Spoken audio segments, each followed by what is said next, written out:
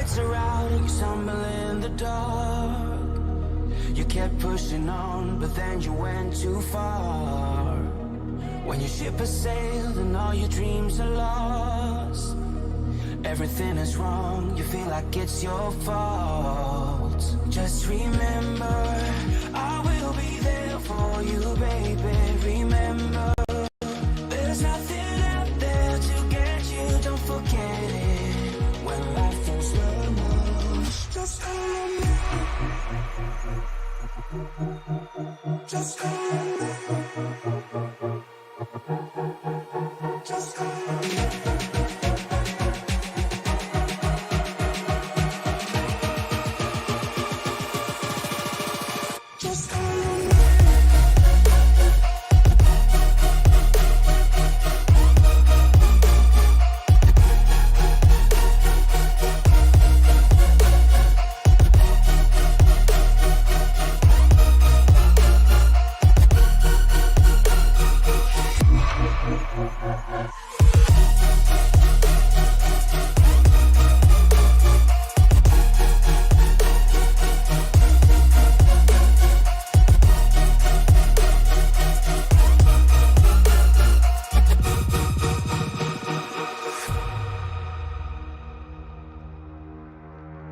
You're stronger now than you ever been.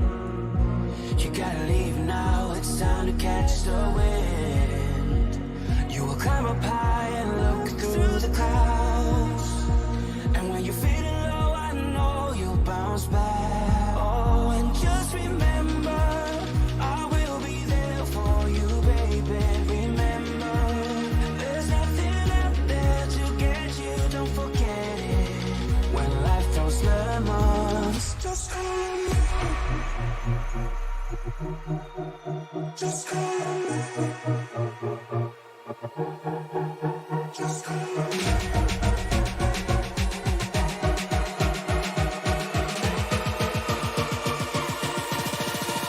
Just call on me.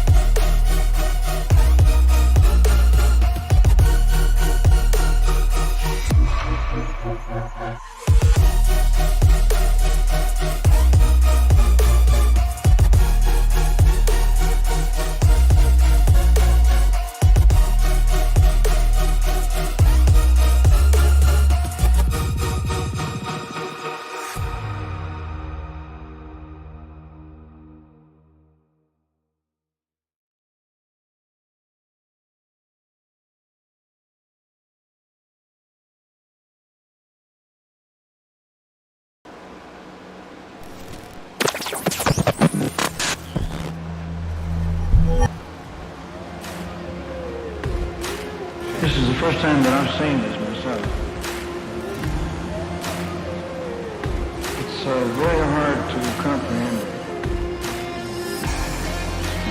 To me, it's exciting because of all the electricity that's generated in the crowd. It's my favorite part of the business. Pace yourself. Sir? How do you pace yourself?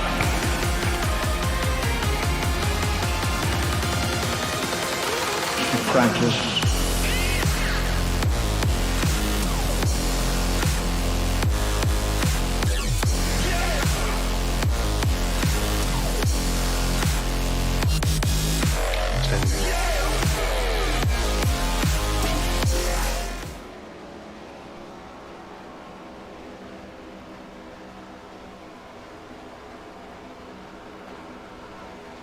It was a difficult night for both drivers and broadcasters last week at Martinsville, but through all of the trouble, one driver kept his record perfect. In his second start, Daniel Silvestri took the victory at the paperclip, going 2 for 2 in his ThunderClap Stock Car iRacing Series career. Tyler Truax captured his first podium, finishing second, with Thomas Aaron rounding out in third. But after that innings race, Roger Diebold now holds a 16-point lead coming into tonight in the overall point standings over Mark McCrary. Welcome to the ThunderClap Stock Car iRacing Series Spin City 250 here tonight from Vegas. Tony Trapasso and Dave Regal up in the booth with you for this one tonight. And Dave, your first experience with the ThunderClap Series, welcome to heaven.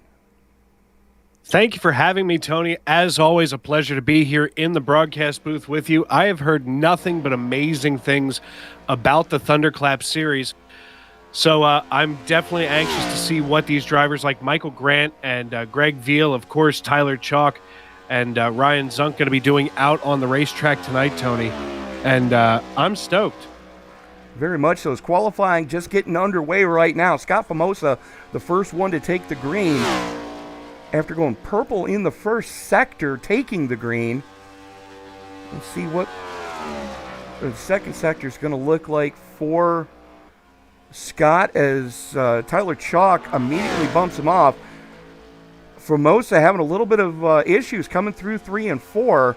Tyler Chalk goes purple and sets the provisional pole time with a 30.65. Formosa, Stephen Sharik, now Anthony Burleson up to third. Times are coming in hot and heavy, Dave. They absolutely are. And right now, Mark McCrary getting all wound up here on his opening qualifying lap as he is about to come out of turn 4 and start lap number 1. It looks like he's going to be taking it easy, warming these tires up here on the opening lap as he crosses the start-finish line in the number 88 Chevrolet, as it should be, Tony, and dives into turn 1. Good head of steam for the 88 right now. Decent line, running that second groove, which is going to start to pay dividends as this night wears on and they get more rubber laid down. That bottom side tends to get a little bit greasy. And unfortunately, I need to restart the overlay so that we can find out what the heck is going on right now. Well, and speaking of what the heck is going on, Mark McCrary just took it all the way down into the grass as we were watching on his first lap, so he is going to go back to the pits and get himself all cranked up all over again. Absolutely. And he only has one lap now, so he's got to get wound up and running as fast as he can. Longtime friend of the Esports Broadcasting Network, that's J.D. Woodward going out on track right now to start his qualifying attempt. Daniel Silvestri is out on track with us as well. Comes across for lap number 2. As now Silvestri is starting lap 2, I believe. Either that or he hit the wall on both of his qualifying laps. Timing and scoring has him as having rubbed the wall. All right. Roger Diebold, though, your overall points leader coming into tonight by 35 points. That's the biggest margin we have seen yet this season. Sits second in the Cup standings, though. Beautiful In-N-Out Burger Ford Mustang for Diebold. Went second quickest in practice as McCrary jumps up to 4th quick on his second flyer. Diebold on his first goes 9th. And speaking of 4th, in the overall points, your 4th place center there in the overall points, Ryan Truax now out, taking his opening lap in the number 56 Toyota Camry. And it looks like he's going to get wound up here as he goes down the backstretch and into turn 3. And, quite frankly, as we look over some of these points, the overall points, Roger Diebold and Mark McCrary, Jake Waltman, Ryan Truex, and Ryan Zunk. These drivers here, that top 5 in the overall points, working their tails off as Truex crosses the start-finish line on his opening lap here on his qualifying attempt. And if this is your first time with the ThunderClap Stock Car iRacing Series, yes, that actually is NASCAR Toyota driver Ryan Truax. Absolutely. And right now, you know what? The Toyota paint scheme that he has on his Camry looking pretty sharp. I mean, it doesn't get any more obvious than that. Who's the sponsor?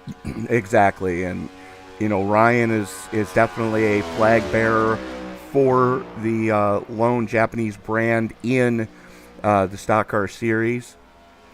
Has a decent season going on right now. Goes 17th on his first lap. Don't expect him to stay there, though. Not at all. He has been one to beat all seasons. Chief Cook and Bottle Washer of the ThunderClap Stock Car iRacing Series, Justin Clapper, goes 5th quick on his second lap. Let's see what Truax's second lap is going to net him. 16th. That was his first lap. He's coming through 3 and 4 right now. Actually, down the back straightaway, I stand corrected. Something is going on with my overlay. iRacing timing and scoring showing me that Tyler Truex out of the number 69 Chevrolet Camaro. And as he is out on his first lap, looks like he is now going into turn 3 in that red and black machine. And I'll tell you what, red and black, definitely one of those paint schemes that I always kind of enjoy. Of course, I like black over red, but that's just me. It's kind of a Chicago Fire Department color scheme. Tyler Truex on his first lap nets a P7. He does at that. Almost gets into the wall coming into the Nellis Brack straightaway. Good head of steam, though, for the 69 right now. Got his first podium of the season last week. As that is no bueno. Why are you doing this to me? I do apologize for the technical difficulties, folks. Live timing and scoring is not playing nice with me tonight, as I'm having very similar issues to what my normal broadcast partner Frank Marchese had last week, and I am definitely feeling the pain of this right now, as Ryan Zunk out on track right now. And Zunk bringing it to a park. There is Jake Waltman, who led a good portion of the early season points.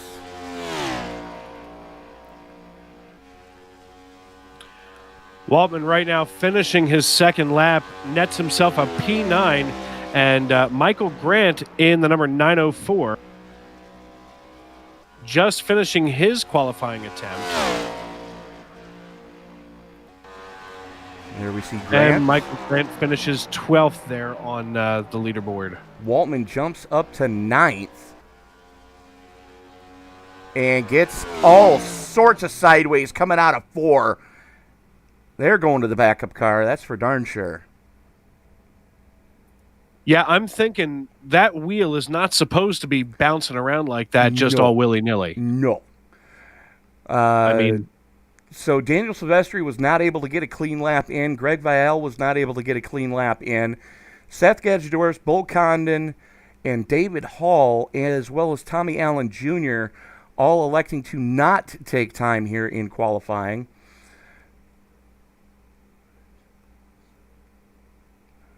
.30 cars scheduled to roll off here tonight. And this is a pretty decent-sized field for Vegas. And Dave, you and I have been to Vegas before with a couple other series that we've broadcast. I still can't get over the fact that I was on a race team back in the early 2000s, and from the time we stepped off the plane to the time we got to baggage claim, our gas man dropped $400 in the airport. Every time you tell that story, it kind of makes me smile. I mean, I'm the kind of guy where I've gone into a casino literally just to use the bathroom and still dropped a 20 in a slot machine just in case that was the lucky one. I can understand, what the hell, let's try it. I got a spare 20 on me.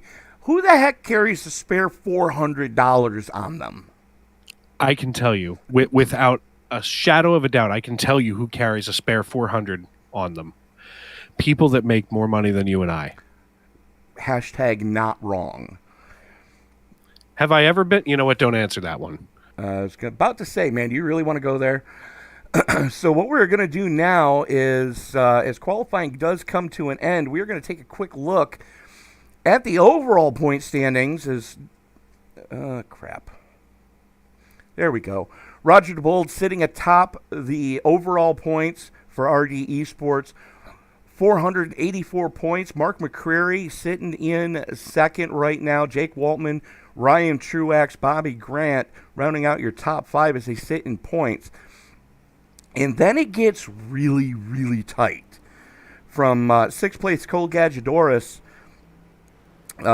is only 3 points to the clear over Steven Sharik. Ryan Zunk is only another 6 points back.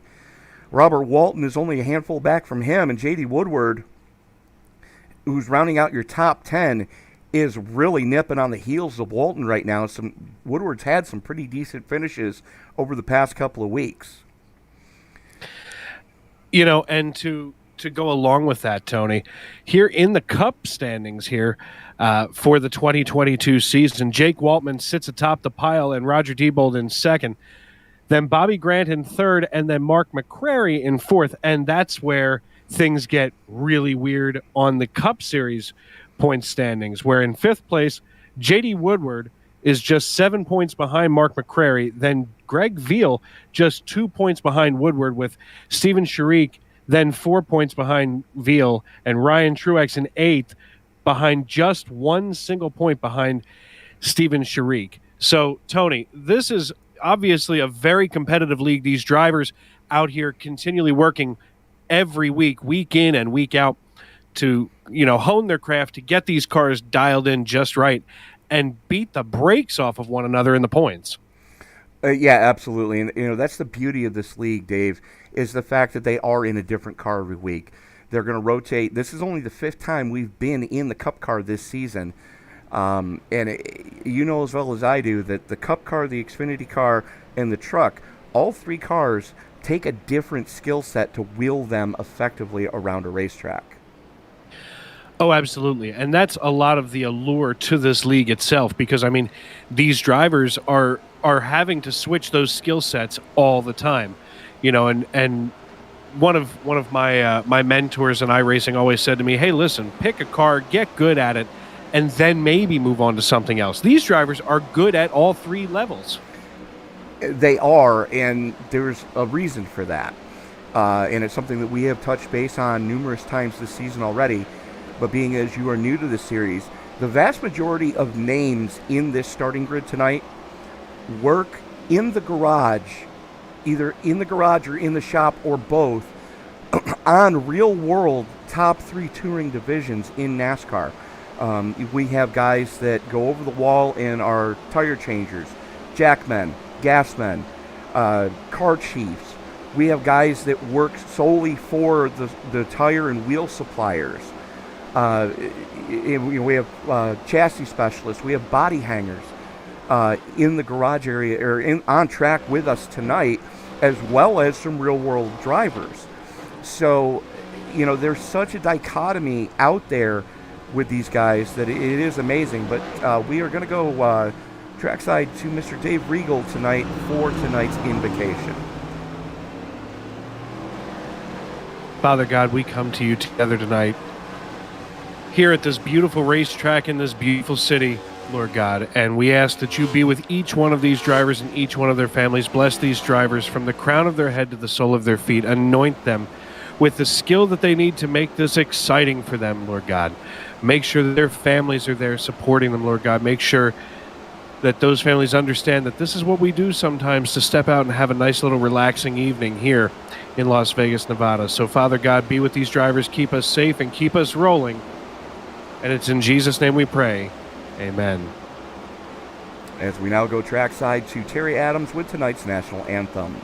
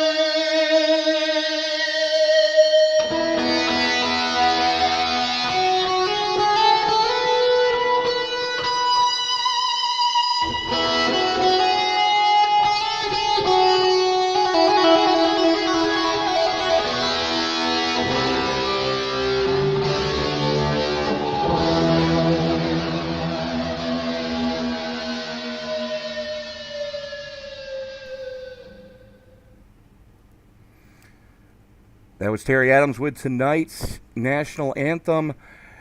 As we now go to the grid for tonight's event, Tyler Chalk setting quick time with a 30.48. He's going to be joined on the front row with Steven Sharik. Dustin Stallings and Tyler Truax rolling off in row number 2. Row 3 is going to see Mark McCrary and Justin Clapper. Roger Diebold and Scott Famosa in row number 4, with row 5 going to Jake Waltman and Cole Gadjadoris. Row number 6 sees Ryan Harrison and Michael Grant. Dave? Row number 7, Nikolai Jordan and Anthony Burleson in 13th and 14th. Chuck Chambly and J.D. Woodward make up, You got him backwards. J.D. Woodward and Robert Walton make up row number 9. Row number 10, Stephen Lachinsky and Ryan Zunk. James Sharik and Bobby Grant making up row number 10. Stand by. There it goes. It just reshuffled itself. Row number 11, Matt Garrett and James Sharik. Row number 12, Vince Burns and Tommy Allen. Row 13, Daniel Silvestri and Steph Kajoris. Row number 14 is going to be Greg Veal and David Hall. Row number 15, Ryan Truex, and starting shotgun on the field, Bo Condon.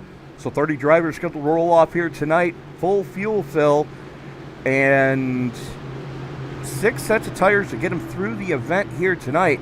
Tyler Chalk going to have the button. His restart rule is in effect, and they did catch some drivers out at Gateway a couple weeks ago as the field working its way through the 3-4 complex.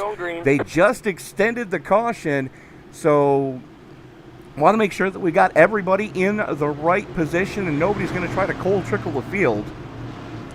And Dave, being as a lot of the new movie Top Gun Maverick was filmed based out of Nellis, I would not be opposed to seeing Days of Thunder 2 come out, and see that role of Cole Trickle get reprised by,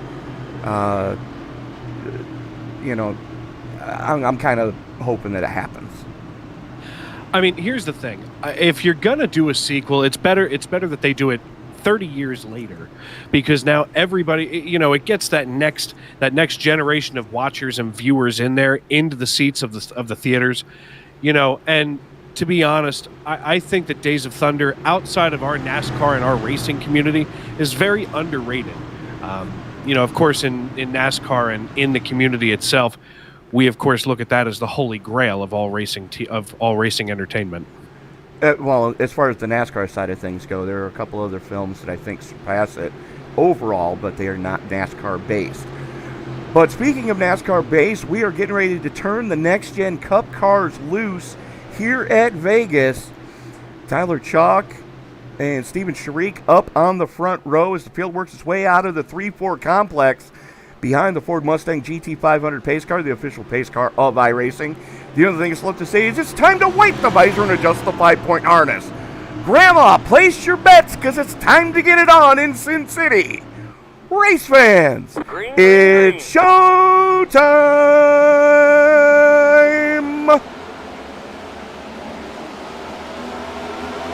Tyler Chalk takes the field down through the tri-oval, gets into turn 1, and gets himself set up with, right now, Steven Sharik on the outside. Sharik getting a run off the exit of turn 2 down the back stretch.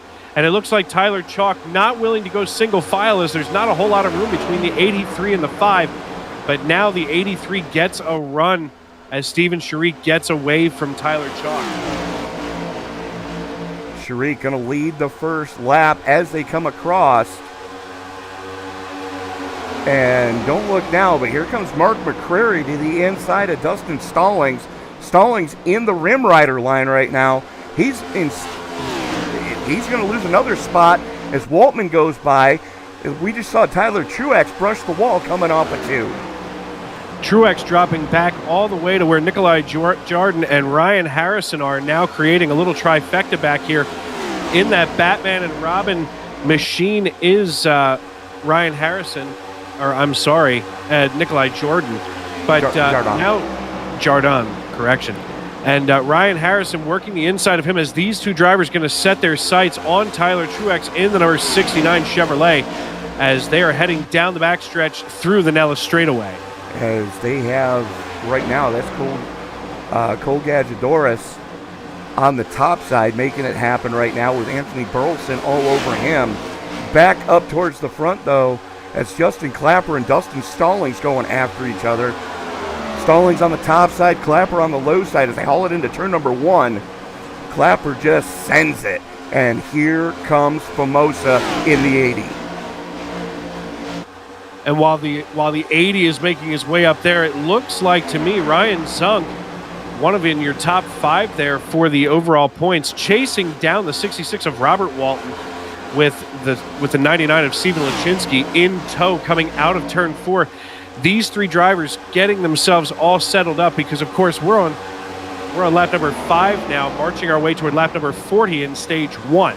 So just about 36 laps left in stage 1. These drivers going to be basically trying to hold it together, and I wouldn't start to see anything aggressive until we get, I would say somewhere in and around lap number 25 to 30. Dustin Stallings continues to fall back. He's now down to 8th as Roger Diebold got back by him and back up into where he started this piece.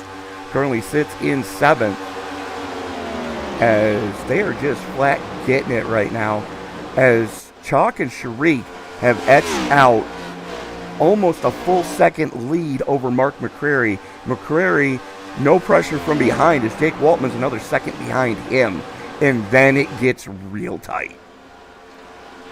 Absolutely. Right now, the biggest move of the evening in the 97 Chevrolet of Daniel Silvestri, getting ready to overtake Ryan Zunk and add to his total number of spots that he has gotten tonight with Chuck Chambly in his sights. And as you just said, things are getting real tight as we look back here to the Chief Cook and Bottle Washer, Justin Clapper in the number 63 Chevrolet, as he has got some company behind him there with the 38 of Roger Diebold. So, and just as I say that, Justin Clapper working his way toward Jake Waltman. We have a 3-way battle for 5th and 4th. Absolutely. Throw a blanket over Waltman, Clapper, Diebold, and Famosa trying to get his nose back into this battle as Clapper throws it to the inside of Waltman, going through 1 and 2. Good head of steam for the 69. Drag race down the Nellis back straightaway as Waltman able to use the top side momentum already to maintain 6th, but here comes Clapper back on the inside. They are door handle to door handle coming out of turn 4 into the tri-oval, but at this point it looks like Jake Waltman getting the run on him, as that's going to hang Clapper down on the low side now to battle off Roger Diebold, as they are going to do side-by-side battle. At this point it looks like Justin Clapper needs to be able to get that swing to get the momentum and the speed to try to stay back in line and not fall any further behind. He absolutely does, as these guys are just flat getting it right now. As Tyler Truax throwing his hat into the mix, as he is fast approaching the backside of the 5 of Dustin Stallings. Diebold and Clapper, though, going side by side. Diebold on the top side, Clapper on the low side. Clapper joined with the 80 of Famosa, as Diebold using the top side to get that momentum and run down the back straightaway. Pulls alongside Clapper. Clapper, though, just sending it going into 3. Still side by side, and he's going to wrestle the spot back away from Diebold. You got to start to wonder how much of his tires Justin Clapper just cooked off that number 63 Chevrolet, as he is now trying to set sail for Jake Waltman again. Holding down there along the white line, holding that inside line, going to be chewing his tires up. I mean, even here in a night race where it's kind of cool out on the racetrack, especially for here in the desert, I mean, he's just going to start eating them up, as we're only 11 laps in, working our way toward lap number 40, Tony. Absolutely, as the stages are going to be at laps 40 and 80 tonight, and we're looking about a pit window of 55 to 60 laps, depending on how much you're trying to save. But Dave, the one thing we have noticed, especially over the last couple of seasons in iRacing, you can get away with running that low side a little bit more effectively than you can on the top side, because what guys are figuring out is when you run that top side, yes, you're able to carry more momentum and carry more speed, but because of that, you're abusing the right front tire a little bit more, as we've got a battle for the lead as Sharik and Chalk go side by side into 1. Absolutely, and Sharik working the low side. Whoa, gets a little loose coming out of turn two, I'm sorry, and allows Tyler Chalk to get the run on him to go down into turn 3 after the Nellis straightaway. So your new race leader, Tyler Chalk, who had started on the pole tonight, basically where, right now, P1 and P2, exactly where they began this piece just a few laps ago as they cross the start-finish line. Looks like they're going to be putting even more distance between themselves and the rest of the field, as there is now a 1.17 second distance between Steven Sharik and Mark McCrary. There is Sharik, there is McCrary, and then throw a blanket over Jake Waltman on back. As you've got Jake Waltman, Roger Diebold, Dustin Stallings, Scott Famosa, Tyler Truax, all right there, as Truax also has Cole Gadjadoris and Nikolai Jardin with him. As Jardin and Gadjadoris go side by side coming into turn number 1. Daniel Silvestri trying to make some headway as well. Silvestri already up 13 from where he started, sits in 12th, and he wants to go higher. He wants to continue that streak that he had, or he started last week at Martinsville. Won at the last time we were in these cars at the Charlotte Roval in his series debut, and wants to go 3 for 3 here in ThunderClap Stock Car iRacing Series starts. And it is an absolute hornet's nest from 17th all the way back through about 20th, 21st in fact. I mean, right now, Seth Gadjadoris is probably in the safest position right now, as the 37 and the 8 of James Sharik and Chuck Chambleby are side by side as they come back out of turn 4 toward the tri-oval. It's almost a hornet's nest from hell as they come to cross the start-finish line, and suddenly they realized, oh man, we are all in a mess. It's time to go single file. Cole Gadjadoris is going to have to relinquish the spot to Daniel Silvestri, as Silvestri up into the top 10, up 15 from where he started. Great run out of the 97 right now. As in front of him, that's Jake Waltman and Roger Diebold going door to door. Waltman using the top lane to wrestle the spot back away from Diebold, but Diebold giving him all he can handle right now, and that is bringing Dustin Stallings back to them. One of the conditions that I'm noting a lot here, Tony, is that coming out of turn 4, I don't think it's that these drivers are coming out too hot, but I'll tell you what, it's almost like the back end of these next-gen Cup cars is just lifting out on the way out of turn 4 a lot. Almost every driver seems to almost have to catch it, so very loose coming out of turn 4 for almost everybody on track so far. Well, there is a big bump coming out of 4 where it transitions from the turn 4 banking to the tri-oval banking, as we are watching the battle for the lead as Chalk on the high side, Sharik on the low side, and Sharik full send it mode going through 3 and 4. Let's go on board with Tyler Chalk to see what we were talking about. We're going to go a lap with your current second on track.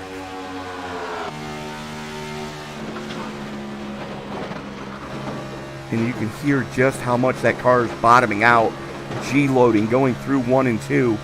Gets in the slipstream of Sharik going down the back straightaway.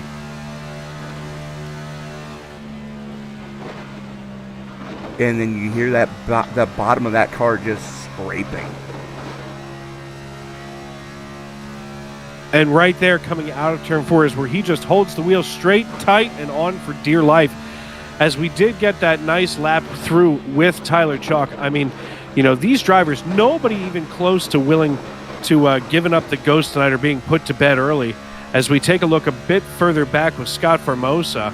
And, you know, even Formosa now working the just behind was just alongside of Justin Clapper. These drivers, nobody trying to give up.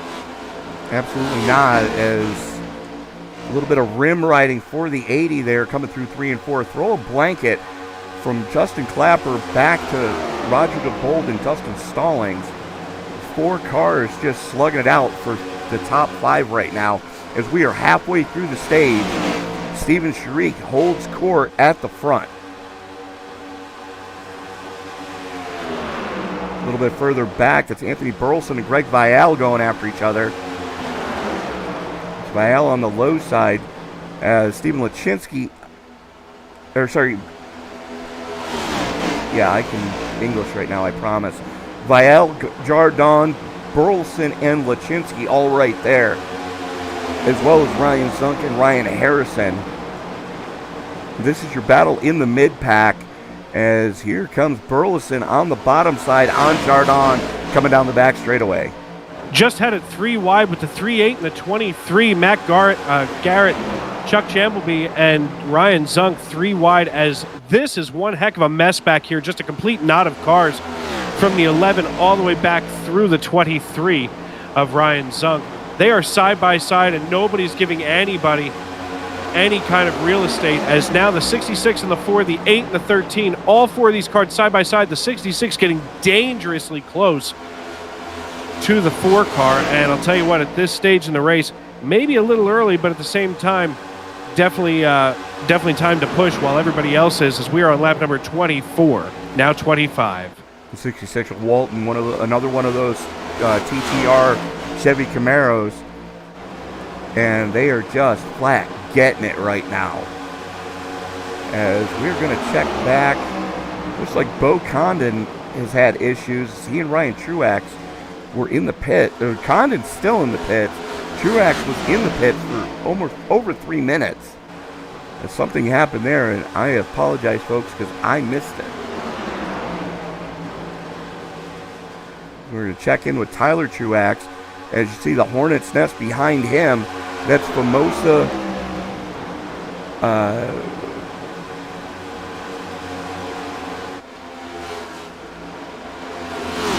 That is Famosa Diebold and his cousin Ryan Truax.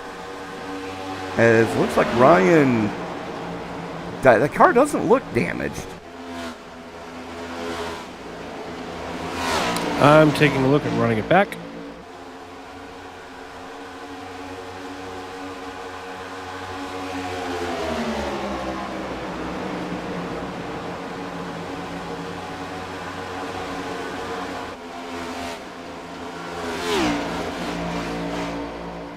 And I stand corrected. That is Tyler Truax up there in the 69.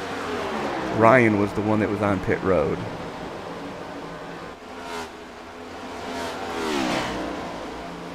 There you see Tyler Chalk and Mark McCrary going after each other. Chalk looks like he may have burned his tires off way too soon, as we were working lap 28 of 167.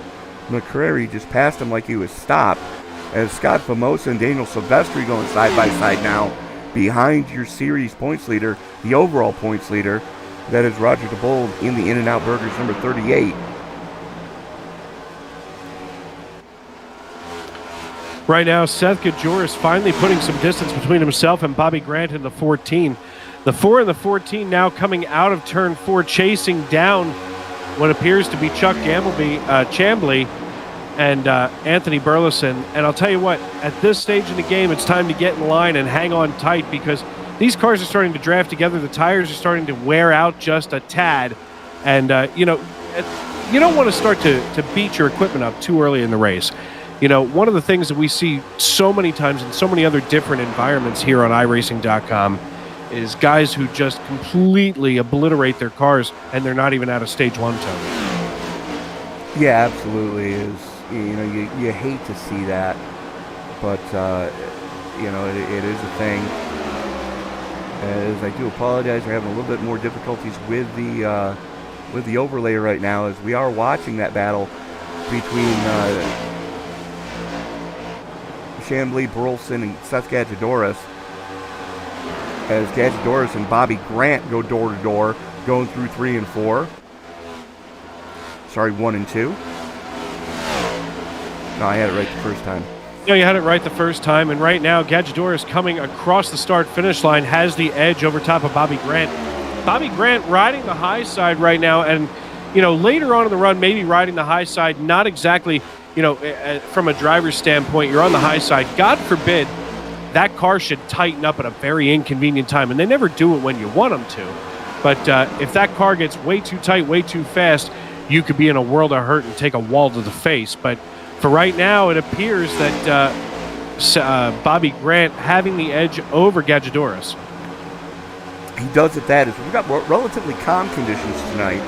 Only 2-mile-an-hour wind, 64-degree ambient air temperature, 67-degree track temperature here under the lights for the ThunderClap Stock Car iRacing Series. And I do want to take this quick moment to notify you that they are looking for series sponsors for the remainder of this season and the upcoming next season. So if you would like to be a part of the ThunderClap Stock Car iRacing Series, all you need to really do is just reach out to the chief cook and bottle washer of the league. That's going to be that man behind the wheel of the number 69 is Justin Clapper. Now, they're not just looking for series sponsors or race sponsors. You can sponsor the restart zone if you want. You can sponsor certain laps of a race if you choose to. As, professional videos will be supplied for anyone that does want to get sponsored. And as we are closing in on the stage break, let's check back in with this battle in front of them. As that is Daniel Silvestri sitting in 5th right now, up 20. Tyler Truax right there with him. Dustin Stallings, Roger Diebold, and Scott Famosa. Just throw a blanket over those guys. As they do have a 1.5-second gap back to Cole Gadjadouras. Absolutely, and that's exactly where I was going. Right now, Cole Gadjadouras in the number 89 Ford Mustang, running in 10th right now, has a pretty healthy distance between himself and Justin Clapper. Just about 0.7 of a second, and there it is, an even 0.7 of a second. But right now, it looks like Tyler Truex and Dustin Stallings setting pace on the field in that segment of the track as Tyler Truex in the number 69 Chevrolet Camaro comes out of turn 4 in 6th position right now. But don't look, Dustin Stallings is all in his rearview mirror as they cross the start-finish line. He is at that, as I'm still scrolling back to see what happened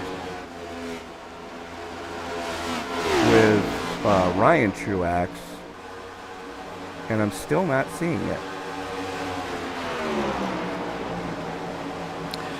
Folks, if you are just tuning in with us, you are watching the ThunderClap Stock Car Racing Series on ESBN on YouTube.com. We're on lap number 37 of 167. If you are just tuning in, make sure that you subscribe. Turn on those bell notifications so you can be notified every time we here at ESBN are live. And, of course, make sure that you are in that live chat supporting the drivers that you want to see there in Victory Lane tonight. Of course, a big shout-out to Carter Ekman, who's out there pulling for Ryan Truex. And looks like Alejandro Z had taken his message away. But Speed Kings from eMotorsports says, good evening, everyone. So, good evening, Speed Kings. Glad to have everybody with us in the live chat right now, watching us on YouTube. I mean, Tony, this is a great race so far tonight as our leader, Steven Sharik, up 1, is being chased by Jake Waltman, who's up 7 spots from where he had begun this race back in 9th, is now running in P2. Absolutely, as Waltman, again, led a good majority of the early season overall point standings. A little bit sideways coming off of 4, but the biggest mover right now is this man in the 97. That is Daniel Silvestri, up 21, sits in 4th. Can you imagine that in under 40 laps? Next biggest mover is back here in 11th. That is the 26, another one of those TTR Chevy Camaros. That is Greg Vial in the 26, as he is now working on Cole Gadjadouras to try to get himself some stage points. Absolutely. Those stage points are paid out just like any other NASCAR race would be, from 10 points to the stage winner, who right now would be Steven Sharik, all the way back to 1 point for who would currently be Greg Vial. So, here with on the final lap of stage number 1, looks like Steven Sharik going to be bringing home that green and white checkered flag. It does at that, as there is Sharik coming through 3 and 4 right now. No real pressure to speak of as he comes down the front chute through the tri-oval. Green and white checker in the air. Sharik gonna take it. Waltman, McCrary. Yellow flag is out. There we go. Had to wait for the 10th place finisher to cross. Silvestri Tyler Truex, Dustin Stallings, Tyler Chalk, Scott Formosa, Roger Diebold, and Greg Vial round out the top 10 who will be awarded those ever so precious stage points here at the end of stage number 1 at Las Vegas Motor Speedway. Absolutely, and we are going to take this moment to step away. We're going side by side so you can watch the pit stops as we need to pay a couple bills. We'll be right back after this.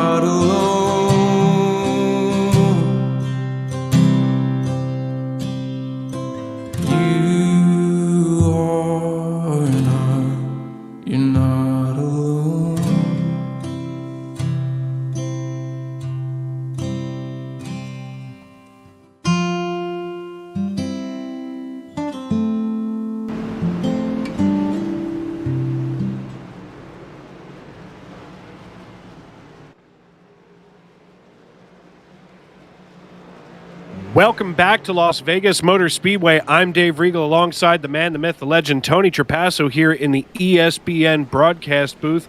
You're watching the ThunderClap Stock Car Racing Series on iRacing.com and on YouTube.com. If you are just tuning in, it's lap 43 of 167.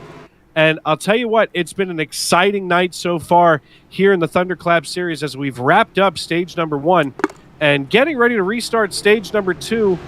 Looks like we're still in the middle of the pit cycle, Tony, and it was exciting from start to finish of that first stage. Yeah, it is at that. As Steven Sharik picking up where he left off as Ryan Truax brings it pit side to get his service done. He was trying to get back on the lead lap and has done so effectively, as we currently have 29 of the 30 starters on the lead lap. Bo Condon decided to park it early. So Sharik, Stallings, Truax, Waltman, Diebold, Silvestri, Vial, Chalk, Formosa, and Cole Gatchadoris rounding out your top 10 as the lights have gone out on the pace car, Dave. And of course, as we all know on iRacing, the pace car lights are still on, Tony. I don't like to tell you you're wrong because you're almost never wrong. However, this is one of those times. Well, unfortunately, the iRacing.com pace car lights still on as we make our way down the back stretch. Right now, the biggest movers of the night are Greg Vial, who is up 20 positions, running in 7th right now, and Daniel Silvestri, who is up 19 positions from where he had started, running in 6th. So those drivers side by side, absolutely moving in the right direction. Biggest mover in the wrong direction, however, is Anthony Burleson, down 13 positions, running in 26th right now in the number 79 Chevrolet Camaro. So not really sure what might have happened with Anthony, but he has definitely slid way back in line. Well, Burleson, Waltman, and James Sharik all had 25-plus second stops. Tommy Allen Jr. popped for speeding on.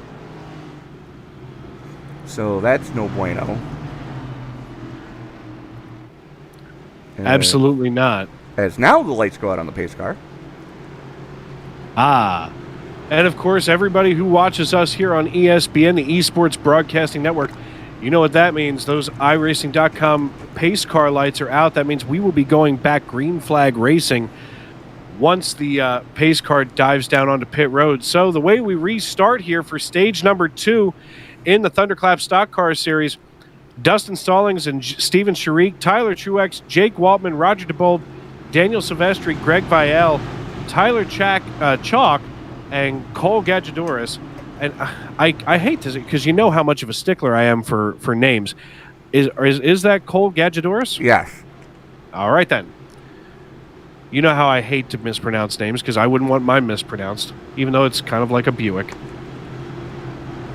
Hashtag not wrong, and I used to own a Buick Regal. And I could be the size of one if I keep eating the way that I do.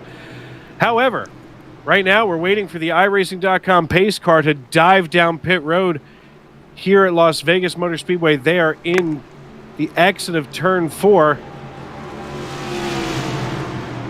And right now the man in the stand has the green flag in his hand. Grab some popcorn, call your friends, because we're about to have green flag racing on stage number 2 in the ThunderClap Stock Car Racing Series. Green flag comes back out. Is Steven Sharik going to wrestle the lead away from Dustin Stallings? Here comes Tyler Truax to the inside.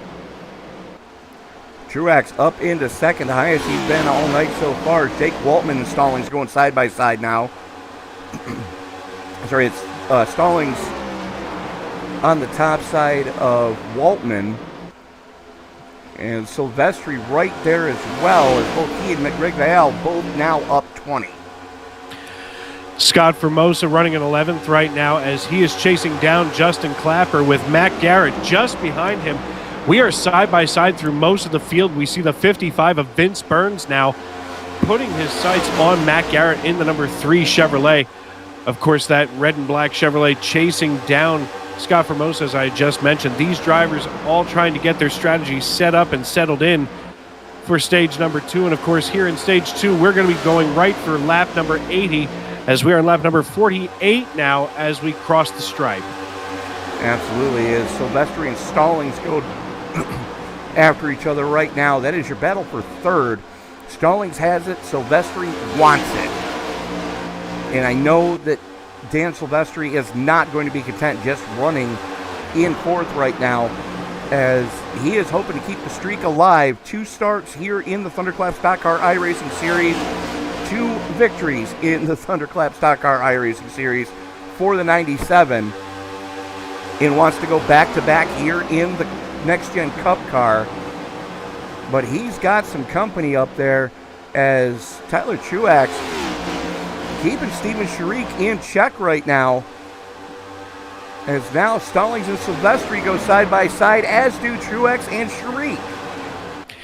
It's almost like synchronized swimming as we come through turn 4. It looks like the 97 thought about making it 3 wide, but wisely backs off and is currently just borrowing the draft from both the 69 and the 83. And right now it looks like Daniel Silvestri going to get in line and push Steven Sharik through turn 2 as they get the momentum to go down the Nellis straightaway, leaving what appears to be Tyler Truex to just drop back here all the way to behind Justin Stallings as we go into turn 3 and 4. Zero drafting help right now for the 69 of Truax as he continues to backslide a little bit. Looks like Jake Waltman going to drop down. Nah, not so much, as Waltman now pulls alongside of Truax. Friendly competition on the top side, though, as that is one of his teammates, Greg Vielle, in 26. They're going to need to get this sorted out quickly, because Roger Diebold, your overall points leader, definitely wants to make some headway, as he is right there behind Vielle. And now goes to the inside and bring Cole Gadjadoris with him. And all that is going on at the same time, as now it appears that Greg Vielle slides himself into position, but now chasing down Tyler Truex. And right from this point, it looks like Waltman, Truex, and Vielle going to be battling it out for that 4th position, as it appears that Vielle going to be giving Truex the push that he needs to get back in line and suck back up to the rear of the 06 Ford Mustang. He is at that.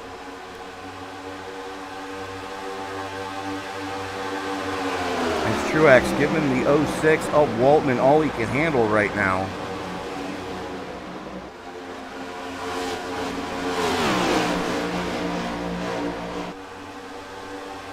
I'll tell you what, these drivers absolutely have their act together when it comes to, basically boogieing around this. I believe earlier today in a Facebook post that you and I were commenting, actually it was my post and everybody else decided to comment on it, but you called this rolling art, and you are not wrong, sir. I mean, looking at all of these drivers, the 89 of Cole Gadjadouris working the inside of Roger Diebold right now, I mean, these guys are doing this all at 170, 185 mile an hour going around Las Vegas Motor Speedway, and it is a form of art. It is at that. As we're going to check back, that is Justin Clapper in the green machine. As he's now working the back bumper on Roger Diebold. Cole Gadjadouris and Tyler Chalk, your pole sitter, both up there as well. Then you've got a little bit of a gap back to the 3 of Matt Garrett. Garrett, though, steadily clawing those guys in, as well as Scott Formosa. So essentially throw a blanket over 4th through 12th. And I just took a peek up in the blimp cam, and it appears that most of the field is single file, with the exception of right now Roger Diebold here on the inside of Greg Vielle, and just behind them it looks like Cole Gadjadouris and Tyler Chalk going to be side by side, but everybody has basically gotten into one long single line, which should absolutely make for some amazing racing. And in these next-gen cars, getting single file and picking off one driver at a time is absolutely the smartest way to boogie around these racetracks. As we are just catching Daniel Silvestri is now your race leader, up 24 from where he started. Currently shows the way here in the 97. This was the pass for the lead that we missed, unfortunately. Good head of steam going into 1 and 2. And just like that, slide job coming out of 2. Silvestri to the point, Sharik back to second. I'll tell you what, the way that these drivers are able to maneuver these cars, especially at the speed that they're doing it, and with, again, I was just watching Daniel Silvestri on the live, in the live part of the stream, and, the front end of these cars is floating out of turn 4. I mean, it's almost like it's sitting on top of water and just bouncing over the waves. I mean, there has got to be a lot of steering wheel holding on tight to right now here at Las Vegas Motor Speedway. Well, let's take a look from the front, or from the back bumper of Matt Garrett's car.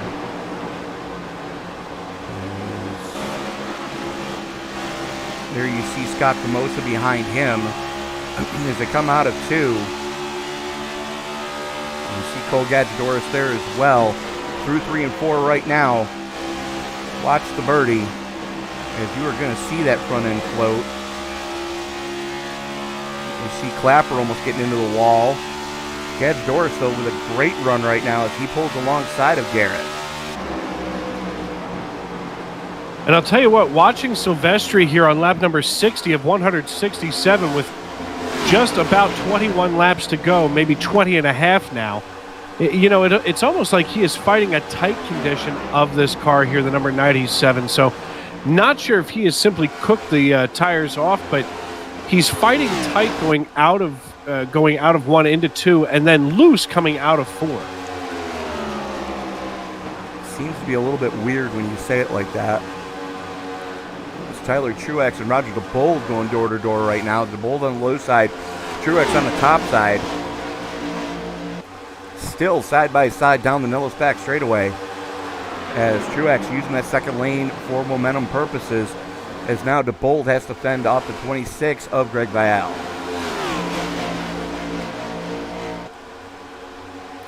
And believe you me, Diebold has been fighting off, it seems like, everybody all night, and he's just up 1 position from where he had started. Vielle, however, has his number 26 Chevrolet all kinds of cranked up, and basically he has put a snowplow on the front of that thing and has picked off now 20 other drivers from where he had started back in 27th.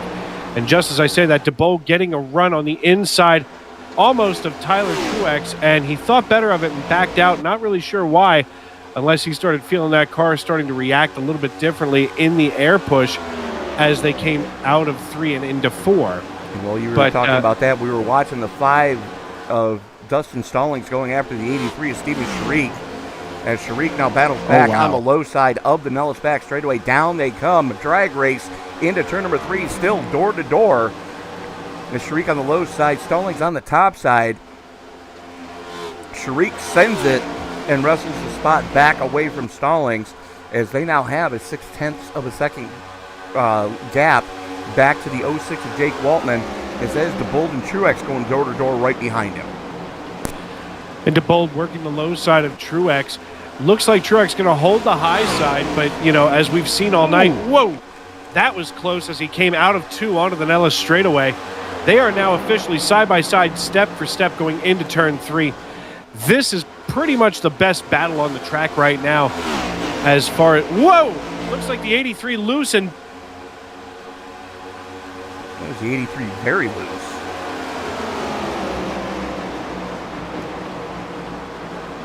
We are going to see if we can pick that up.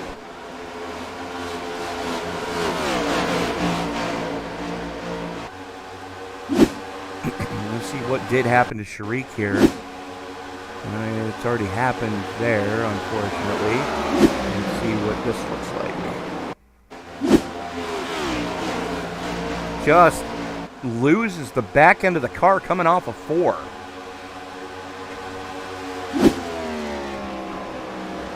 That could have ended poorly. More poorly than it did as Sharik able to maintain in the top 10 as Cole Gadjador is starting to reel him in. We've got a battle hot and heavy, though, for second. It's Waltman on the low side going after Stallings on the top side. As Waltman able to wrestle the spot away from Stallings.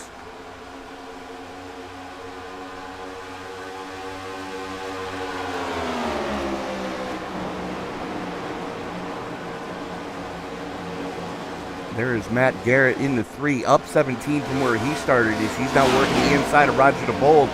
Down the back straightaway they come. As you have Tyler Talks, Steven Sharik were both right there behind them.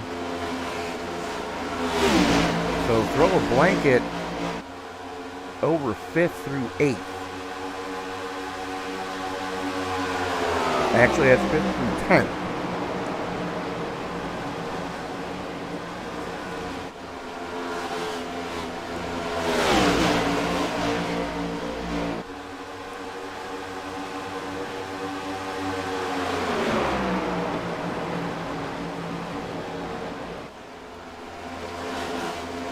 Currently working lap 68.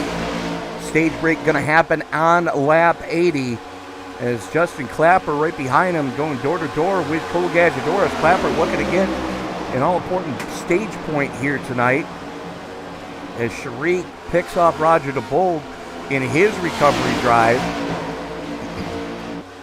And right in front of him, that is Tyler Truax working the inside of Dustin Stallings right now. Stallings about to be in a TTR sandwich. If he's got Tyler Truex now in front of him and Matt Garrett right behind him.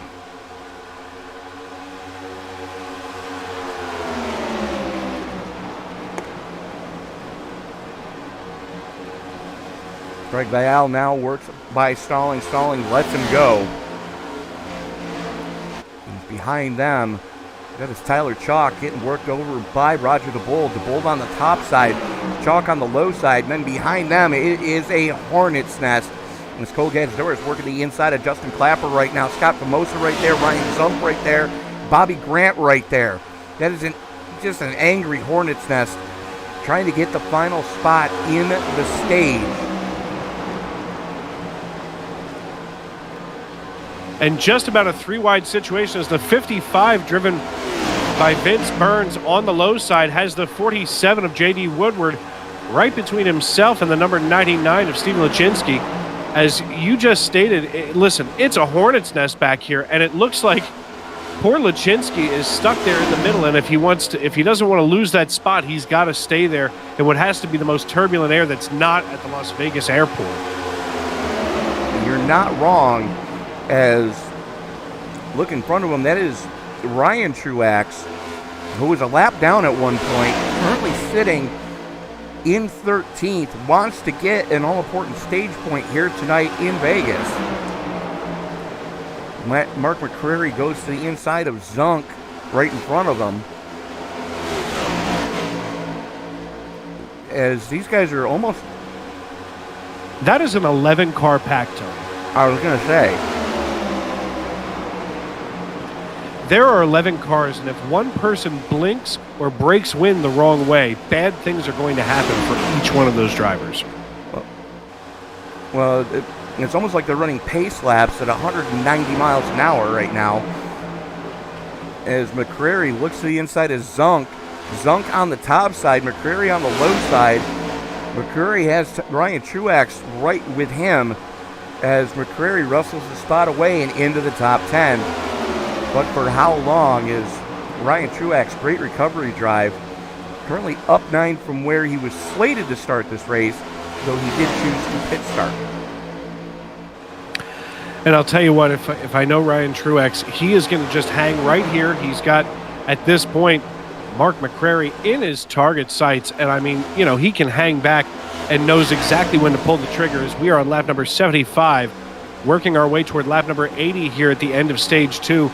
And Ryan Zunk trying to get behind Ryan Truax, and at this point helping Truax more to suck up to the rear of McCrary here coming down the Nellis straightaway once again.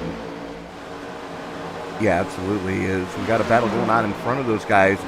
As Roger Diebold and Matt Garrett going after each other. Garrett up 15 from where he started, currently sits in 9th. But he is not the biggest mover of the race. That is a tie for his teammate. There's Greg Vial, currently sitting in 3rd, up 24, as is your current race leader flirting with disaster coming off of 2. That is Daniel Silvestri. Absolutely, and Vial here in the number 26 Chevrolet Camaro.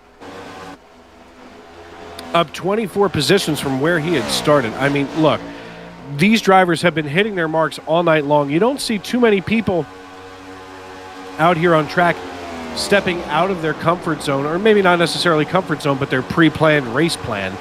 You know, and even Ryan Truax here back in 11th position, still holding off Ryan Zunk, and it looks like Zunk is trying to make a move on the inside, and Truax is able to just flinch that wheel ever so gingerly in front of Zunk and hold him back, and now it's actually taken the momentum all the way away from Zunk.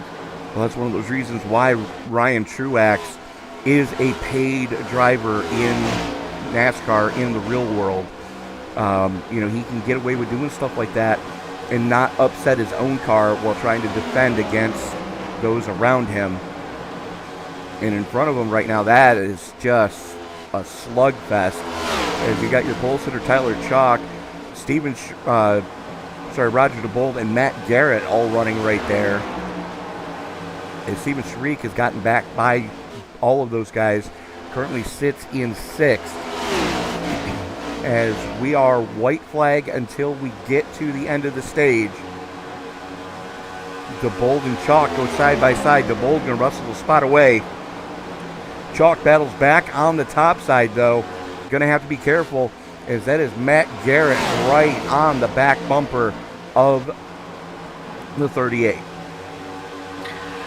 And the 88 of McCrary trying to pick up maybe another stage point, as he looked like he was trying to suck up to Matt Garrett in the number 3, but not able to get the run that he was hoping to. Meanwhile, just behind him, Ryan Truax trying to get that timing down and maybe swing up behind the 88 of McCrary. Meanwhile, Diebold holding off the 31 of Tyler Chalk as they are side by side coming out of the turn.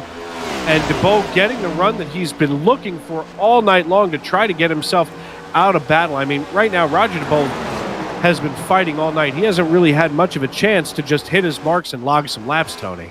No, he has not, as he has been in major fights all night for track position. As coming to the line, that should be, there it is. So Tyler Chalk getting the final stage point. Silvestri wins another stage. Jake Waltman, Greg Vial, Tyler Truax, Dustin Stallings Steven Sharik, Roger Diebold, Matt Garrett, Mark McCrary, and Tyler Chalk rounding out your top 10. As we do want to take this moment to remind everybody that this series is looking for sponsors for the remainder of this season and starting next season.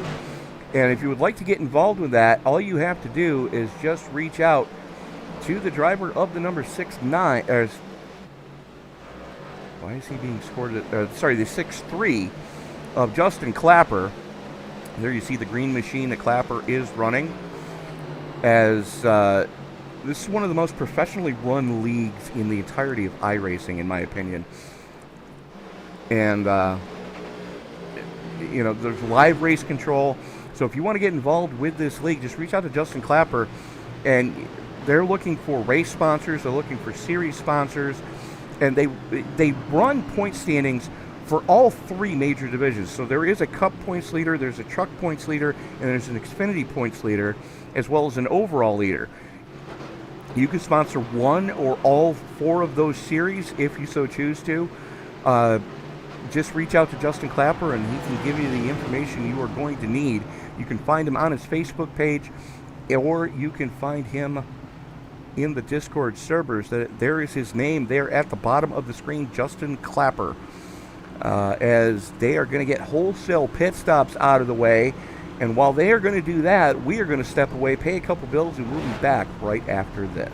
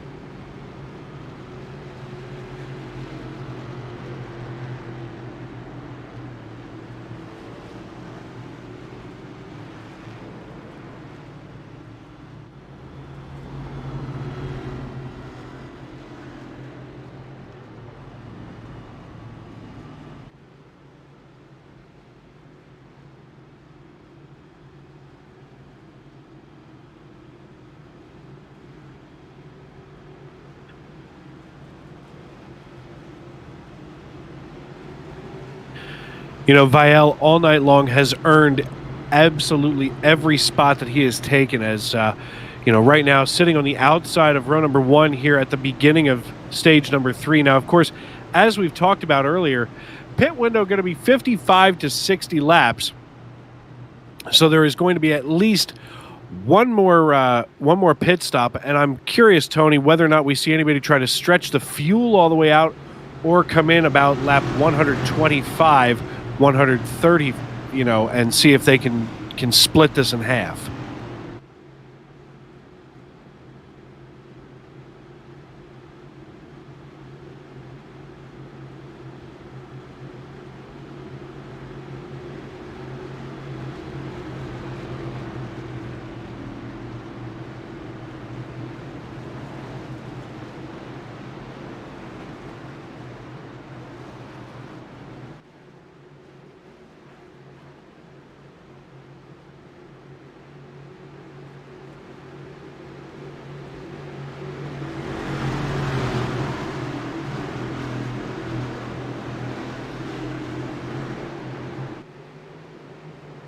Green flag, green flag.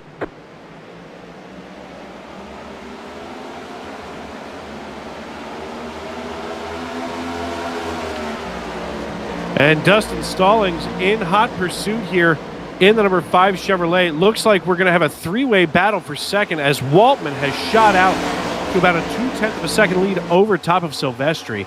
And, at this point of the night, Tony, maybe it's not too much, maybe we're not too far off from watching everybody go full send mode, but at least here at the beginning of this third stage, we're going to see everybody vying for that position.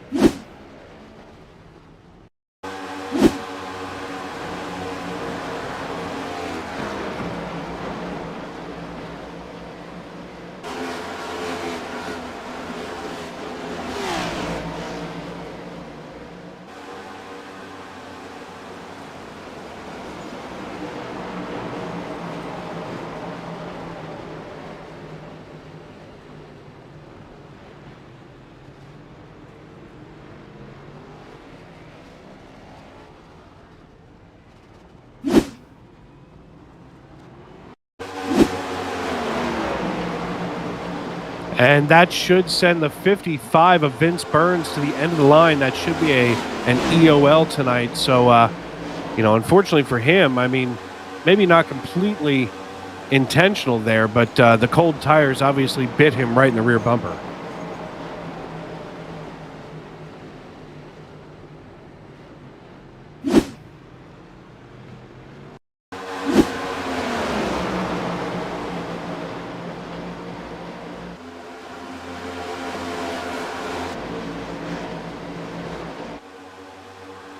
Tony, check your mic.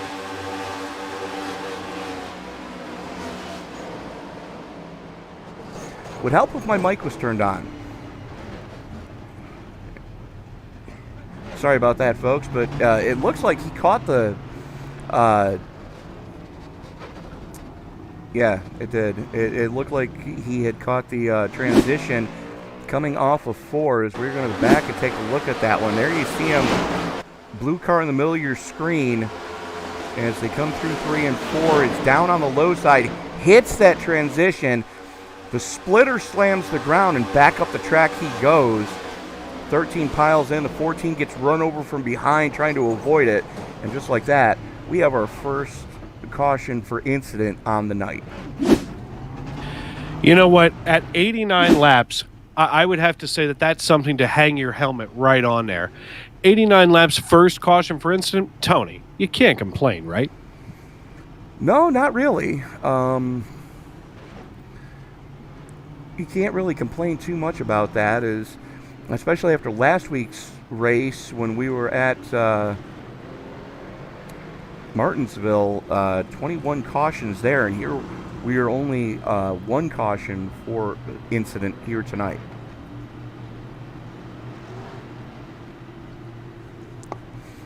So Waltman, Silvestri, Vial, Sharik, Stallings, Garrett, McCrary, Ryan Truax, Roger Diebold, and Tyler Chalk rounding out your top 10. Another one who's been steadily climbing through the field, Matt Garrett. Matt Garrett, up 18. I was about to mention, though, right behind Justin Clapper, that is your current fourth place runner, Steven Sharik's brother, James Sharik. In the 37, as you see him there in the middle of your screen, the black and gold car. So, just like that. Not that I was trying to step on your toes, but I have been quietly watching Matt Garrett, now up 18 positions, running in 6th place right now, has that number 3 Chevrolet Camaro all kinds of wound up tight like a drum to get where he is. Very much so, as currently we've got 3 of those TTR cars in the top 10.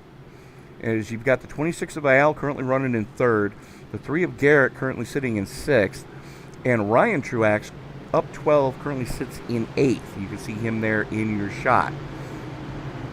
As looks like the lights have gone out on the Ford Mustang GT 500 pace car. The official pace car of iRacing, always has been, always will be.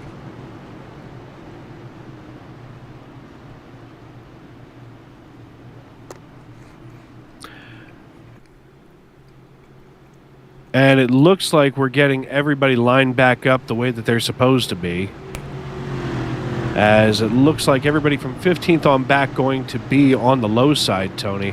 And at least 15th odd numbers are going to be low side, and the evens are going to be on the high side. I see this. It is musical tires. It is at that, being as they only had 6 total sets to get them through tonight.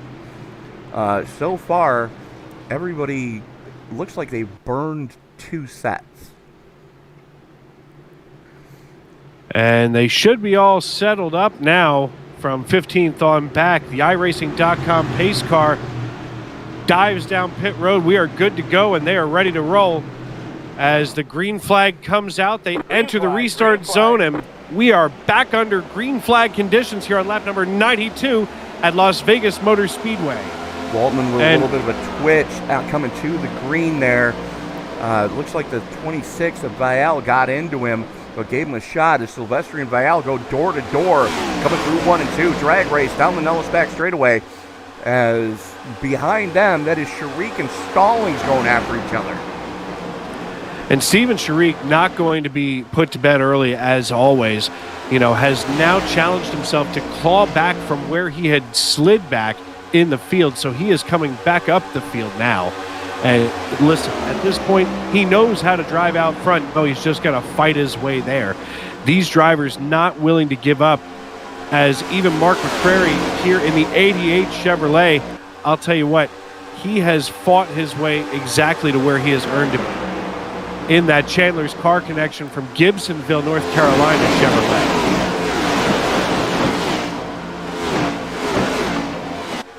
He is at that.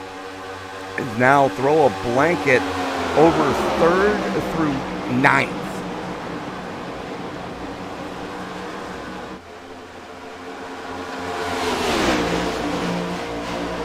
And don't look now, but Scott Formosa in the 80 is flirting with the back of the 38 In-N-Out Burger Chevrolet, or I'm sorry, Ford Mustang of Roger Diebold. As it looks like Justin Clapper getting ready to, and we have one spinning coming out of turn 4. Looks like Anthony Burleson catching a piece of that one. Here we go, the replay, as the 23, it was Zardon that backed it around there. You already see it happening.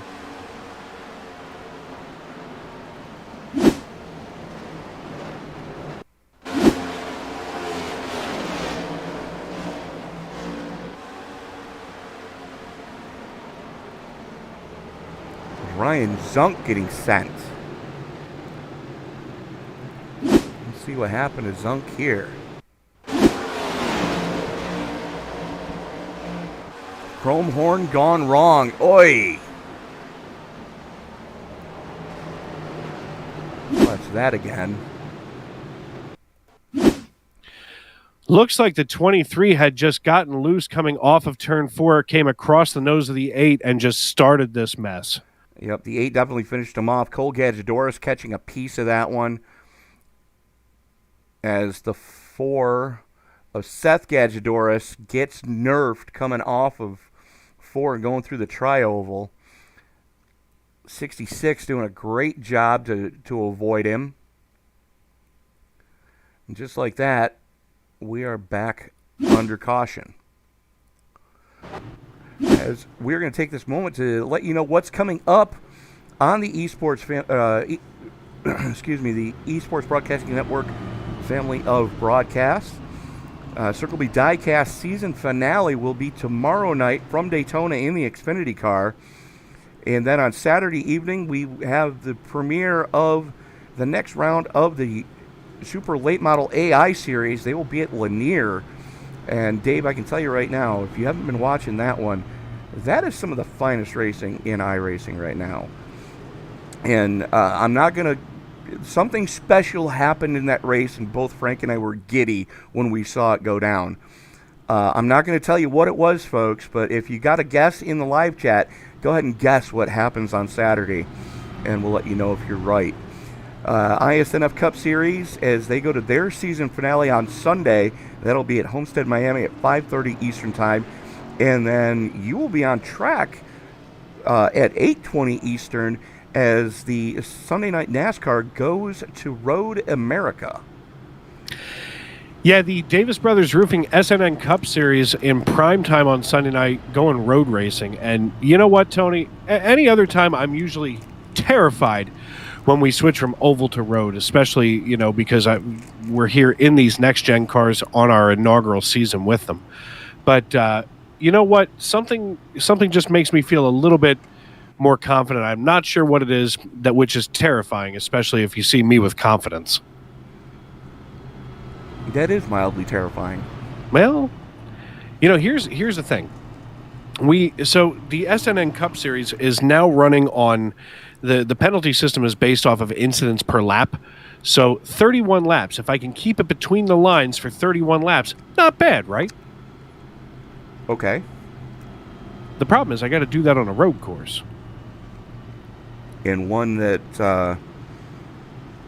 it can get tricky at times, especially with the elevation changes, especially coming up the hill out of 4 into Corvette Corner. That catches a lot of guys out. Well, there has been some practice, so make sure that everybody tunes in prime time Sunday night on ESBN and, of course, Sim Racing Media over on Facebook.com for the Davis Brothers Roofing SNN Cup Series. And right now, taking a look at Jake Waltman, who sits atop the pile for the time being. I just lost my mouse. Jake Waltman, Dustin Stallings, Greg Vial, Daniel Silvestri, Ryan Truax, Matt Garrett, Mark McCrary, Stephen Sharik, and Tyler Chalk, and J.D. Woodward currently sit inside your top 10 as the lights have gone out on the Ford Mustang GT500 pace car. Waltman going to lead us back to green. Waltman up 8 from where he started tonight, so a pretty decent run out of the 06. And as they head down the Nellis back straightaway, Dave, do you know why they call it the Nellis back straightaway? You know, oddly enough, with as much useless information as I have, I do not know. That's because just on the other side of the hill from the Nellis back straightaway, and just on the outside of the track boundary for the road course that is out there, this facility borders the Nellis Air Force Base in Vegas. Huh. Interesting. And now you know. Tune in next time, folks, for more useless information from Uncle Dave and Uncle Tony here on ESPN. Green, green, green. Hashtag not wrong. As the green flag comes back out, Waltman and Stallings almost get into each other.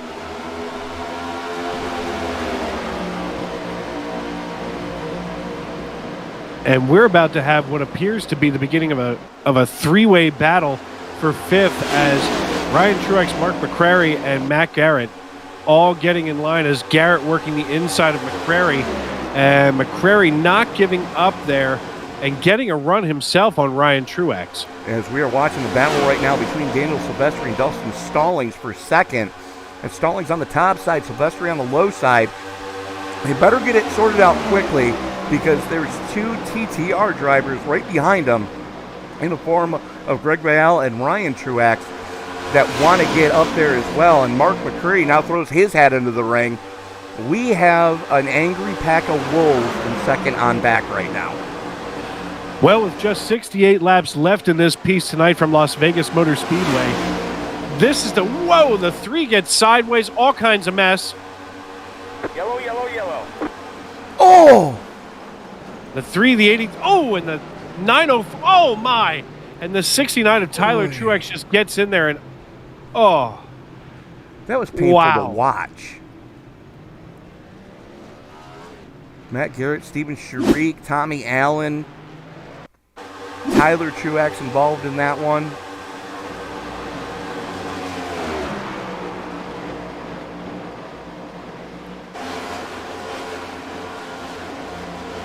Garrett there in the 904. It's already happened in front of him.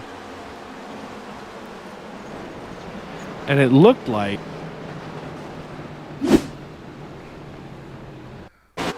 this is what started it. There's the 3 and the 83 down on the low side.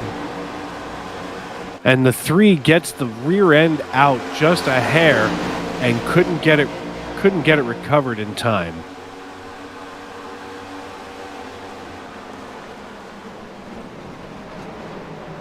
Cole Gadgedoris guessing wrong. Ryan Truax just sends it in there. Let's take a look what our good friend the Eye in the Sky picked up on this one. There you see the 3 and the 31. And you see the 83. The 3 coming through 3 and 4. The back end just steps out on him. He's trying to save it. Gets into Sharik. Bang! Gadgedoris just plows in there. The 94 guessing wrong. And Ryan Truax was trying to shoot the gap up the middle. Didn't quite make it. Do yourself a favor and take a look at what happened with the 904 car of Michael Grant as he came in, and the 89 and the 83 facing the 89 the wrong way on the racetrack, and it was just suddenly a sandwich between it was a car 89 sandwich between the 904 and the 83.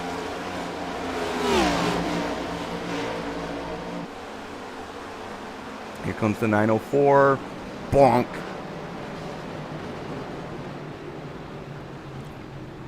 That is not a fun way to end your evening.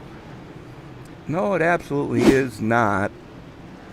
But looks like Jake Waltman all the way down. So basically, fourth all the way down through 22nd on the lead lap, all coming down for pit service here on lap number 103 of 167. Well, we heard drivers saying that 55 to 60 is about the pit window. We're there. Just outside It's of it. right on the edge. Yeah, it's right on the outside of it. As we have heard, you can get almost 65 if you go immediately into fuel conservation mode. So the question is, what is about to pop off?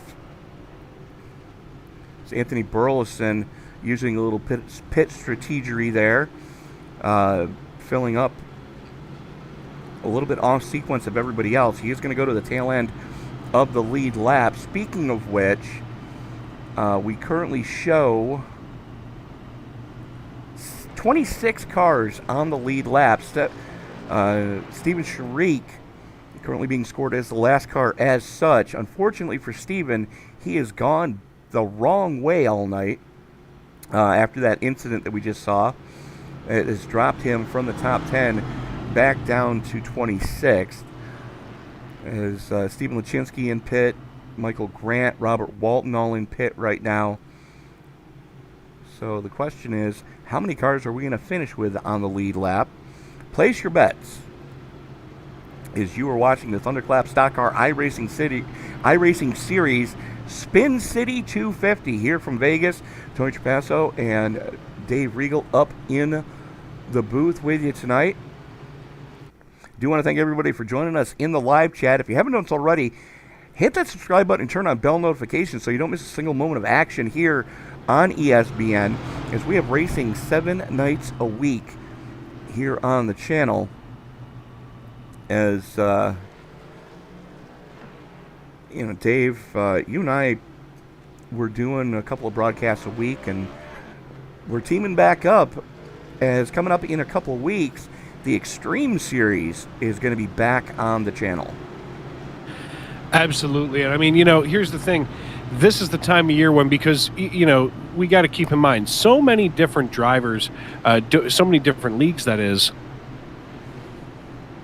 So many different leagues, they're on their summer break. So it's kind of been quiet for you and I, but it looks like things are about to pick back up for us. Very much. Those things are also about to pick up. As Seth Gadjadoris in the 4 is going to be leading us to the point. So Gadjadoris and Ryan Zunk both electing to stay out. I got to think they're sitting ducks, as everybody behind them, except for Vince Burns, took 4 and fuel. So let's see what the difference is between new and old tires as the field works its way through the 3-4 complex, getting ready to go back to green. And the iRacing.com pace car has the lights out. That means we will be going back green flag racing. Seth Gadjadoris with his finger on the button, and we see Ryan Zunk hanging just about a bumper's length behind him as they get ready to enter the Geico restart zone. And it's time to hit the loud pedal and go back green flag racing at Las Vegas Motor Speedway. Seth Gadjadoris, with quite a jump over top of Zunk and Waltman, takes off and leaves Waltman with 0.2 of a second now, running in in second position now, with Zunk in third. And it looks like the 5 car of Dustin Stallings bumps into the 23, removes his own momentum, and now Jake Waltman working the inside of Seth Gadjadoris, getting the run, and your new race leader is Jake Waltman atop the pile, and he is bringing along with him the 97 of Daniel Silvestri. And that's what new tires can do for you, as Waltman just made it look easy on Ryan Zunk, as Zunk was on old tires. The 4 of Gadjadoris also on old tires, as he's twitchy coming through 1 and 2. Into the wall goes Gadjadoris. Gadjadoris sliding back now, nearly making it 3 wide with Ryan Truex. The 23 of Ryan Zunk and himself slides way back now, but it looks like he's going to have to regroup as he sits on the outside of Mark McCrary. Continues to backslide as Gadjadoris continues to slide back through the field. Old tires not where you want to be tonight, as Greg Vial and Ryan Truax go door to door going into turn number 3. That's Truex on the low side, his teammate Vial on the top side, as Silvestri and Waltman still going after each other for the race lead. Here comes Truex on the inside for second. Truex working the inside of Daniel Silvestri, starting to secure that position and being followed by Greg Vial in the number 26 Chevrolet Camaro, and it looks like Truex trying to get just enough space so he can parallel park that Toyota Camry between Vial and, well, now the 97 of Daniel Silvestri, and set sail for Jake Waltman. So Ryan Truex, who started way back in the field tonight, having a pit start, up 18 positions and has his eye on the prize of P1. As we saw Vial and Silvestri get into each other, they're 3 wide for the lead. It's Vial on the low side, Waltman in the middle, as Truax using the rim ride to wrestle the lead away. Here comes Waltman trying to battle back on the low side. And we've seen it work on fresh tires. The low side is where you want to be, but once you wear all the goodie off the tires, you want to be in that second lane. But right now, Ryan Truax with a good head of steam, up 19, currently showing the way. Waltman, though, not giving it up easy. And now he does. Not giving it up easy, but at this point in the race, Ryan Truex smart enough to get himself out front, and now he can start saving those tires as he knows exactly how to keep Jake Waltman behind him. As, we've seen time and time again, these drivers especially, of course, it goes without saying. A professional driver is going to drive like a professional driver, and Ryan Truex just showed us all why he has a license to drive a real car in real life, and why the rest of us just sit in a racing rig. Absolutely. Silvestri got into the wall on the last lap coming out of 2. We saw the sparks fly off the 97. Is Greg Vial going to slot in behind him? But don't look now, but that is Seth Gadjadoris who's falling back into the clutches of J.D. Woodward and Mark McCrary, as Ryan Zunk has already gotten by him, as now Gadjadoris trying to battle back on the old skins. Everybody around him on fresh tires. We have a four-way battle here that's being led by Seth Gadjadoris, who has the 23, the 88. My goodness, it is a hornet's nest as now the 47 of J.D. Woodward looking to the inside of Mark McCrary goes on the low side trying to secure away that spot from McCrary and does now, and now has P7, but it looks like he doesn't have enough run to try to make that a solid secure as we cross the start-finish line on lap number 114 of 167 here at Las Vegas Motor Speedway. Looks like J.D. Woodward not going to be put to bed early tonight. And who says wow? I was about to say, who says you can't pass here at Vegas? Your current race leader, Ryan Truax, up 19. Jake Waltman, up 7. Greg Vial, plus 24. Daniel Silvestri, plus 21. Ryan Zunk, plus 14. Seth Gadjadoris, plus 22. J.D. Woodward, plus 6. As here comes Justin Clapper on the top side to try to relegate Woodward back to 9th. Clapper with a good head of steam coming off of 2 down the Nellis back straightaway. That is Jake Waltman and Greg Vial going door to door through 3. And Clapper trying to lead the way of the single car line here on lap number 115. So just over 50 laps to go now. And basically at this stage in the race, you're here trying to get every piece of real estate you can. And Clapper says, all right, listen, I'm going to pick off one car at a time. And look who the next victim was, Seth Gadjadoris. Gadjadoris sliding obediently behind Chief Cook and Bottle Washer. Justin Clapper decides, all right, I guess we'll all ride together to catch up to Mark McCrary. McCrary with a 3-car length gap back to Justin Clapper as he now works on Ryan Zunk. That's Zunk on the top side, McCrary on the low side. As those guys going side by side, is punching a huge hole in the air for Clapper to bring the 63 back to him. Now Clapper putting Zunk under pressure, hoping to get into the top 6 right now. As here comes the 31-year pole sitter, Tyler Chalk, as he's battling back. And that is just an angry pack of wolves right now. Yeah, it doesn't seem like anybody really wants to get along and be friends right now, maybe work together to close the gap all the way up to Greg Vial, who has secured P2 away from Jake Waltman. They were side by side for about half a lap, 3/4 of a lap. And finally, Vial was able to just slide himself directly in front of Waltman. And now between Waltman and Mark McCrary, there's about 0.3 of a second between those drivers. So at this stage in the race, it looks like we are going to be hammer and tongs, pitchforks and torches going into the final stage as we are under caution. Oh, no.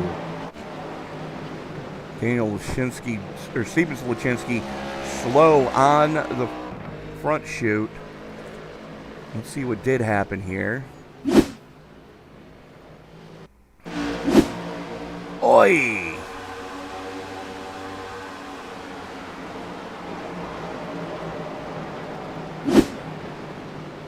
Looks like Lachinski became another victim of the loose out of turn 4.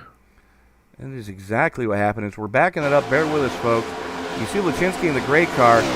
Back end washes out, tries to save it. The only problem is the 3 of Matt Garrett's already there. And it's a simple physics lesson, folks. 2 solid objects cannot occupy the same moment of the space-time continuum.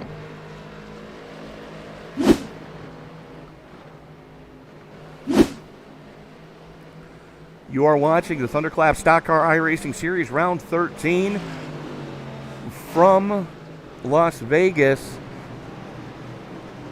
Bear with me. Dave, dance like a monkey for a second because I need to go double check the schedule here. I forgot where we are. I forgot where we are next week. I do apologize, folks. I was more worried that you were about to tell me that you forgot where we were right now. It's in big black letters across the walls of this particular racetrack. And right now, the field coming down pit road looks like everybody from Ryan Truax in the lead back to Michael Grant in 26th, as Truax coming down, getting himself some 4 fresh Mr. Feelgoods and a tank full of Go Fast, as we have wholesale pit stops on lap number 121 of 167. Truex is off and down pit road. We'll see if he can beat the rest of the pack as we are working our way, and he does. Actually, Justin Clapper taking just 2 in fuel. Going to lead the battle off pit road. As just looking at the schedule, this is the second to the last regular season time we are going to see the Next Gen Cup car. As next week we will be at Bristol. We're going dirt racing at Bristol, baby. 175 laps in the trucks, and then we will be going to Homestead, Miami in the Xfinity car. 134 laps there, and regular season finale will be in the Next Gen Cup car at Richmond. That'll be on the 27th of July. But, Dave, I'm not sure if you have heard what's going on and coming up on July 10th. But Sunday night special, as a race that is being brought to you by Mothers Against Drunk Driving. As I want to make sure I get the name of this right, so bear with me here. It is the Case Cracker 200 from Daytona, 87 Cup cars, and up to 4 people on a team. And during the race, your team has to consume a 24-pack of beer. I'm sorry, you had my attention at 24-pack of beer. It is a just a holiday blow-off steam kind of deal. 4-person team in the 87 Cup cars. Now, mind you, there's no driver swapping, so it's 4 guys racing each other. And however many are on your team. So 4 guys times... It's a 6-pack or apiece. divided by... Right, that's fine. There's nothing could possibly go wrong, right? And it's sponsored by Mothers Against Drunk Driving? Mm-hmm. Huh. Now, if we were in this car, I would say, yeah, I'll go ahead. But we are in the 87 Cup cars, which you know as well as I do, Dave. Those things are sketchy on cold tires, and you've got about 5 laps of, okay, we can deal with this, and then the tires go south very quickly. Those things are sketchy on a good day with warm tires and a sober driver. That's going to be an exciting race, Tony. I'll tell you what, you have my attention, and I will be there with bells on. Yeah, absolutely. I have a low thrill threshold. I mean, we all know. Well, Frank Marchese and I should be in the booth for that one again on a Sunday night, but I'm sure you could very easily put a team together to represent SRM in that one. You know, maybe we should put the call out right now for everybody at SRM who needs to blow off some steam and who may or may not want to have a beer. Let's go. Well, we do have a lot of drivers that would love to get into that race that, unfortunately, you would have to drink their share for them. That's fine. I got it. Well, challenge accepted, sir. I know for a fact that one of your other broadcast partners, Emily Urias, is looking for a team to join for that one. But unfortunately, she doesn't drink. Well, it's probably best that she can because she's under 21. So, right. And we are nothing, if anything, but responsible here. So, right now, that's sarcasm, Justin, right? Yeah, that was absolute sarcasm. We're a bunch of grown children. We are at that. As the lights go out on the pace car ducks on off And we are getting ready to turn them back loose Green here. flag, green flag. Green flag Justin comes back. Clapper coming into the Geico restart zone. Sorry. Crosses the start-finish line, gets a jump over top of Ryan Truex and Greg Vielle. And looks like Vielle stuck down on the low side, kind of becoming a victim of that low side. Seems to be the slower groove tonight. And he gets just into the side of the 06, pushing the 06 into the wall. He doesn't lose the position, but it does set up a little bit of a distance now between Ryan Truex and Greg Vielle, as Truex has got to set sail for Justin Clapper here, all on his lonesome with nobody to help push from behind. And they were 3 wide for a second. There were Silvestri, Waltman, and McCrary going after each other. Justin Stallings taking 2. It's not working for him as effectively as he wanted it to, as he's now falling into the clutches of Roger Diebold. And Silvestri just sending it right now. Gets a little squirrely coming down the nose back straightaway. That's going to allow Waltman to get back to his inside. And he's looking to bring McCrary with him. As right now, Justin Clapper is flat checked out. Half a second to the good. Over that battle for second between the TTR teammates of Greg Vielle and Ryan Truax. As here comes Silvestri to the inside on Waltman through 1 and 2. Silvestri working the line here on the low side, basically trying to take advantage of the fact that Waltman's probably still a little shaken from rubbing the wall. And at this point, Waltman trying to set sail for Ryan Truex, and Truex about to hold him off and show him who's boss here at Las Vegas. And, if you look here as closely as you can see that Silvestri not willing to give up anything behind him, as Dustin Stallings trying to get in on this party, and Silvestri not having any of it. Meanwhile, Roger Diebold and Mark McCrary side by side coming down the back straightaway into turn 3, with Diebold having the edge coming on the high side as we go into turn 4, Tony. Diebold trying to make it happen on the top side right now, as the battle's still hot and heavy, as Jake Waltman is working outside of Silvestri. Gets bottled up a little bit behind Ryan Truex right now. Truex had to chase it coming off a 4, and that let Waltman and Stallings and company all reel him back in. As here comes Stallings on the top side, gets shuffled out, almost gets into the marbles going through 3 and 4. That's going to let Roger Diebold get to him, as Stallings not getting the run he was hoping for, is starting to drop back a little bit. That's what 2 tires compared to 4 and not having fresh air will do for you. And we are back under caution. Looks like Seth Gadjidoris and Vince Burns having an issue. Here we see Gadjidoris there coming through the tri-oval.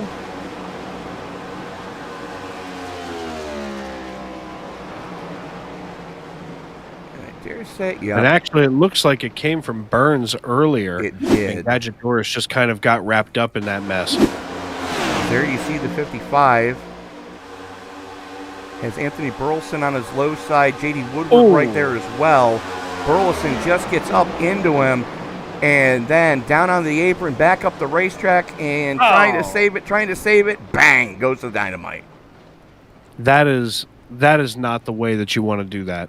I'm not a professional by any stretch, but I feel like that is probably not what he wanted to do right there.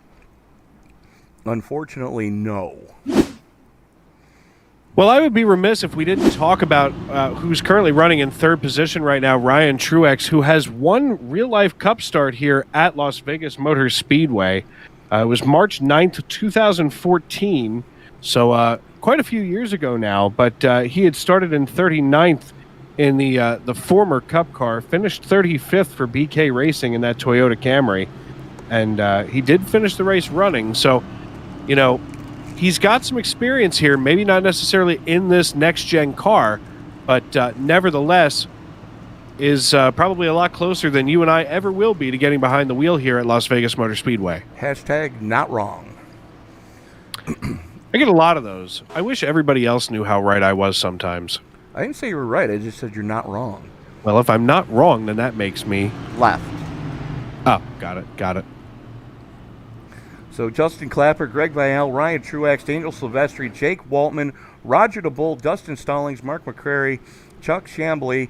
We haven't talked about Chuck a lot tonight as he's continued his recovery drive after getting popped for pit road impedance early on.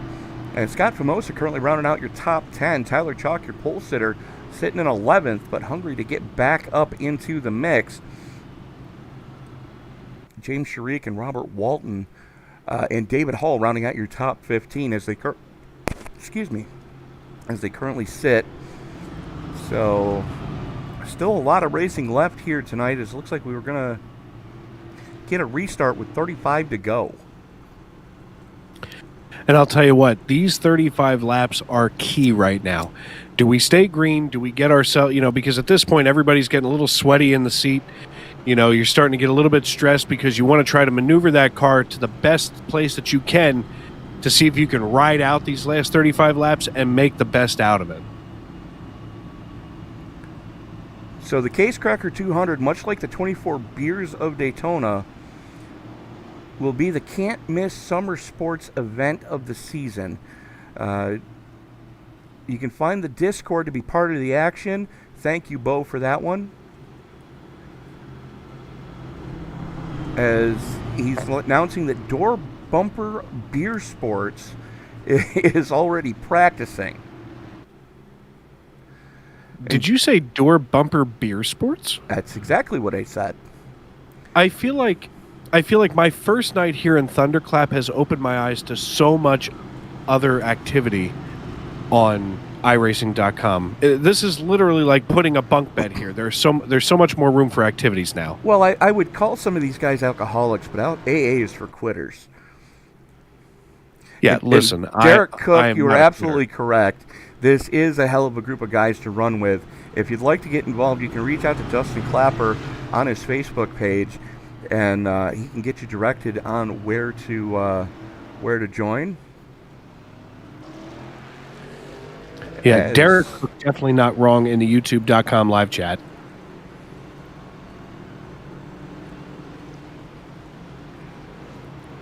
As there is the chief cook and bottle washer of the ThunderClap Stock Car iRacing Series, Justin Clapper. Mooresville, North Kakalaka native. Ooh, look at that. Mooresville, home of? Go ahead. Everything. Yes. And Bo Conan also letting us know that there will also be 2 double-fisted duels to set the field. Yes. And with the last call LCQ to create the 43-car field. Tony, I'm in. I don't care what I have to do or what I have to abandon. I'm in. These are my people. You're driving? I don't care. Okay. These are my people. They have beer. Yes, they do have beer. But the thing is, you have the better beer. Oh, my goodness, do I ever. The pride of Pottsville, Pennsylvania, founded in 1829 as the Eagle Brewery, Yuengling Premium. For the rest of the country, it's Yuengling Lager. But you know what? For me, I have a great idea, Dave. And it's a way you can help the league. Uh-huh. At some point this week, I want you to reach out to the folks at Yuengling and see if they're willing to sponsor the Case Cracker. I'm on it. Green, green, green. Justin Clapper brings us back to green. Here comes Truax on the inside of his teammate, Greg Vial. Vial not getting the restart he was hoping for as he's got all sorts of pressure from Jake Waltman. And here comes Dan Silvestri on the inside as well. And as Truex manages to secure away second position from Greg Vial, Vial was being pushed very aggressively by Waltman on the restart, probably loosened him up a little bit more than he wanted to be. That allows Truex to get down on the inside here and start to carry himself through turn 4, and it looks like he is going to shoot for the lead if he has an opportunity to hijack that thing away from Justin Clapper. He does at that as we saw Clapper have to throw the block going down the back straightaway. Throw a blanket over your top 5 right now, especially 2nd through 5th, as that is Truex and Vial going door to door down the Nellis back straightaway, and right behind him, that's Waltman and Silvestri going after each other. As now Waltman pulls to the outside of Truex, as Truex had to chase him down the track coming off a 2. And as they come back onto the front stretch, Truex side by side, wrecking out a 4. Yellow, yellow, yellow. as we see Dustin Stallings falling helplessly back here. Let's take a look at what did happen to Dustin. Looks like he got into it with the 8.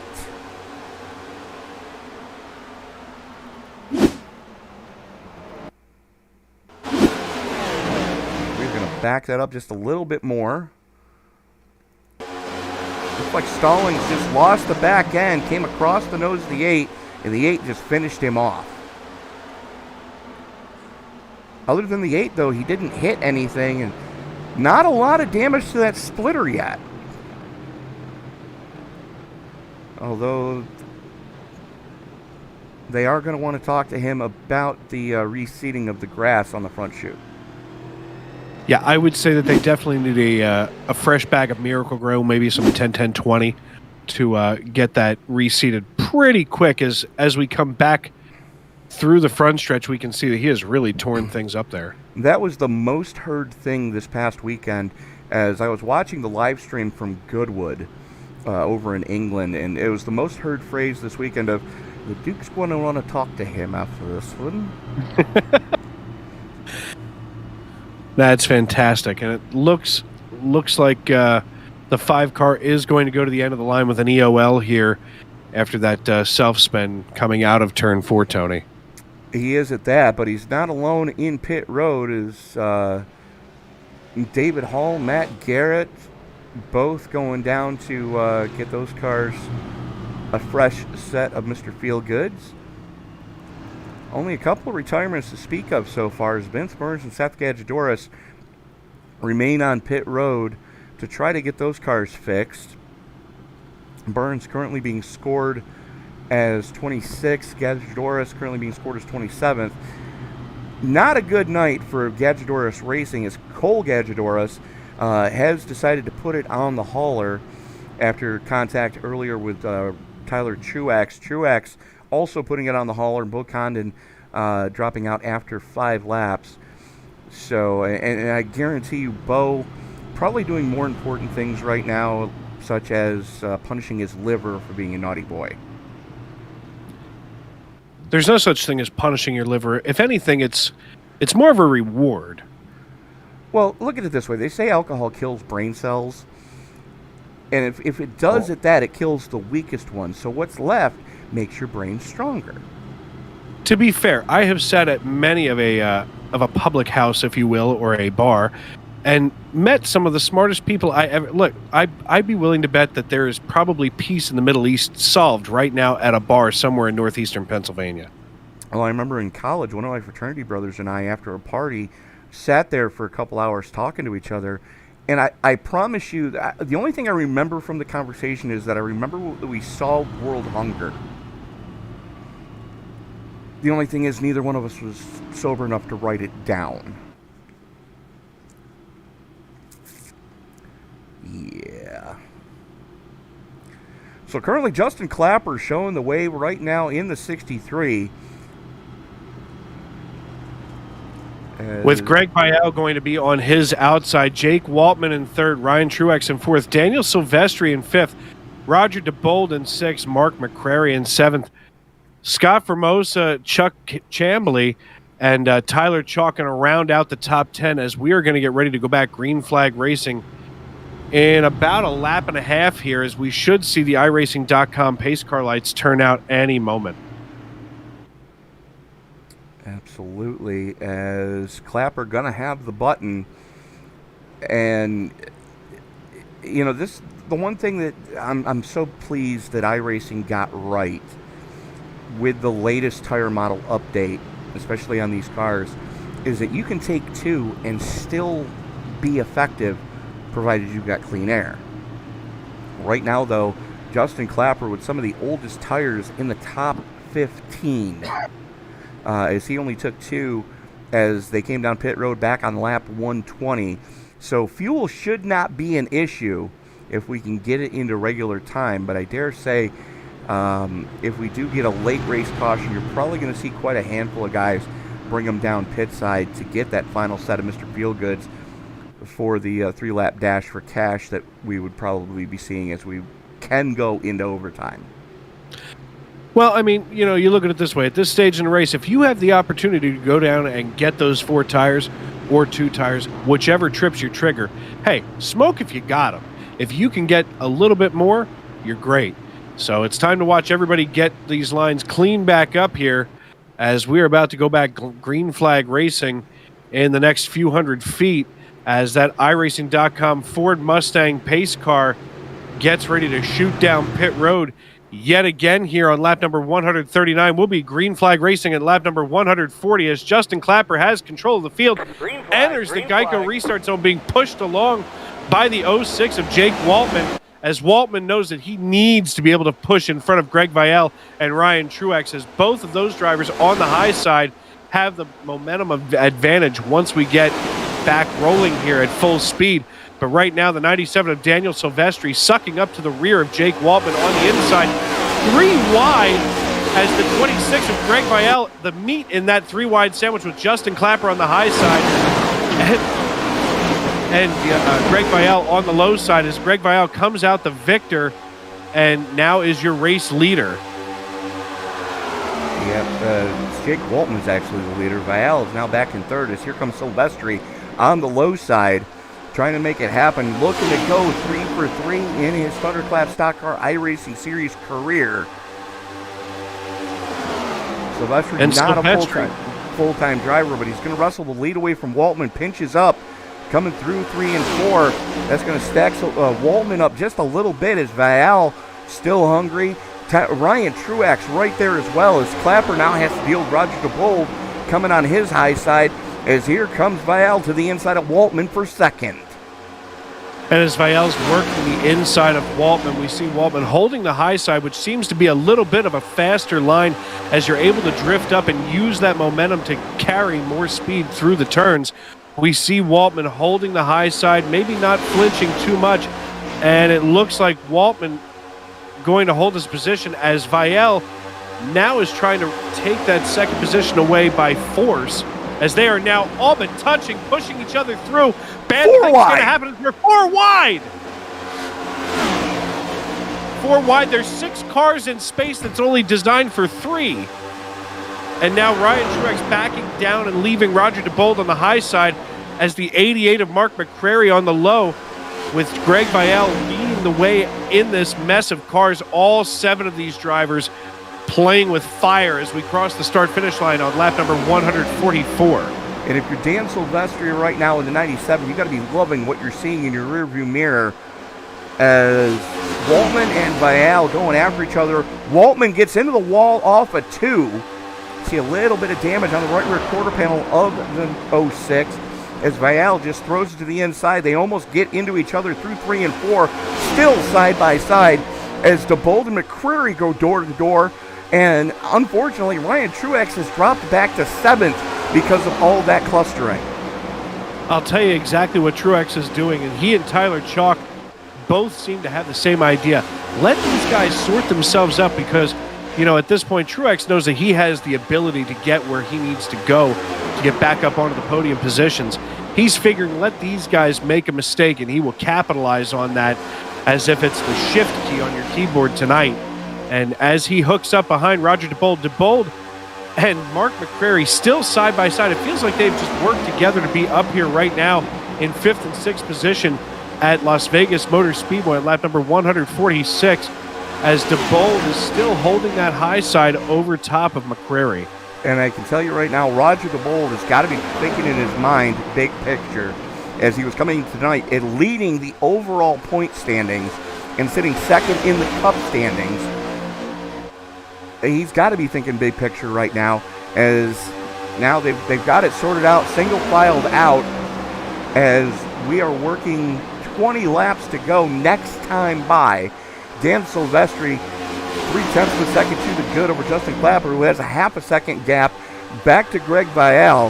Vial with a lot of breathing room right now as the battles are going on behind him. That's Diebold, McCrary, and Truax running stem to stern. Battle for 5th through 8th. These drivers may have thought that they weren't going to go to bed early, but right now they have taken a shot of some ghost energy and decided that this is the time to turn on the jets as we are now 20 to go here at Las Vegas Motor Speedway. Welcome in, and folks, if you are just tuning in on YouTube.com, you have tuned in at the most exciting point in this race as we're watching Mark McCrary side by side with Ryan Truex chasing down Roger Diebold in the number 38 In-N-Out Burger Ford Mustang. As these drivers cross the start-finish line, nobody, and I mean absolutely nobody, is willing to cede a position without putting up a fight. Saw Vail blow the entry into turn number 1 as he was battling with Jake Waltman.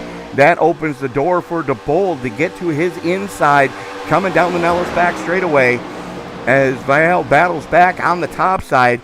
Two Tyler Truax Racing teammates on the top side with Vail and Ryan Truax, as now Diebold is in a TTR sandwich.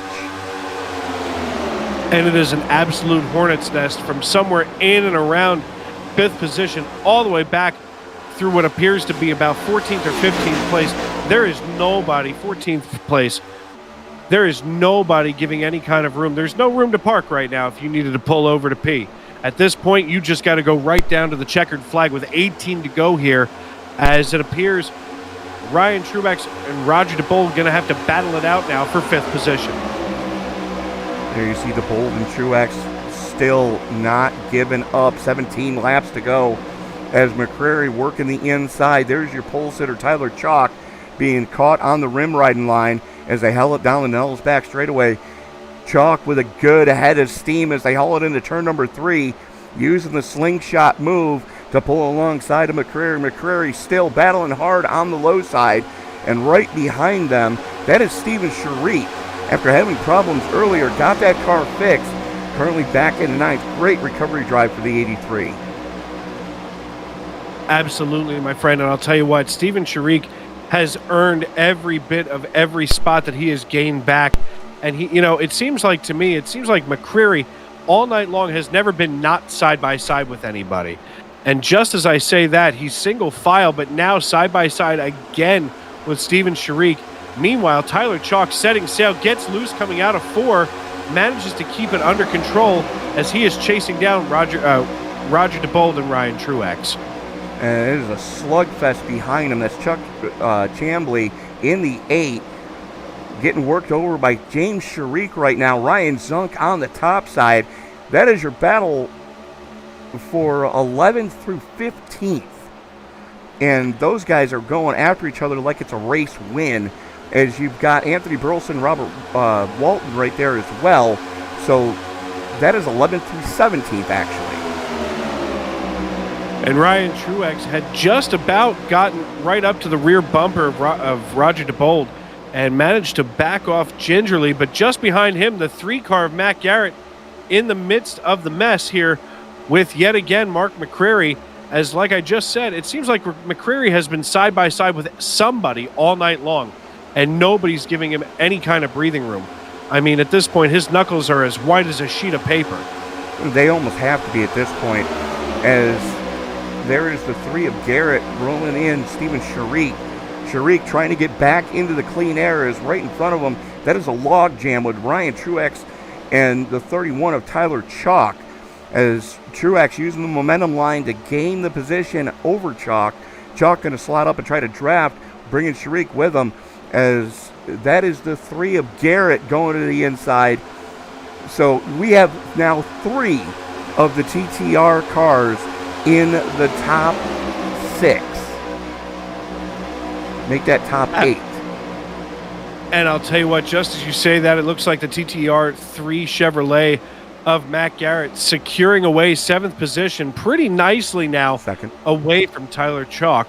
And it looks like Justin Clapper making the pass now, or attempting to, over top of Greg Vielle, and now being pushed around by the 06 of Jake Waltman, as Waltman is trying to work the low side of Justin Clapper, as they are side by side getting ready to go into turn 1. Whoa, they make contact going into 1, and it seems like Waltman going to be able to secure the spot away after rubbing the side of Justin Clapper. Meanwhile, back in 6th, it's Ryan Truex having to defend hard against his TTR teammate, the 3 of Matt Garrett, as Garrett had pulled alongside through 1 and 2. But Truax using the momentum down the back straightaway, using that second lane to his advantage. As here comes Garrett to the inside. Garrett now up into 6th as Truax under heavy pressure. That's Steven Sharik on the low side. Mark McCrary down there as well. Truax may have gone too hard too soon and burned the right front off as we are 10 to go.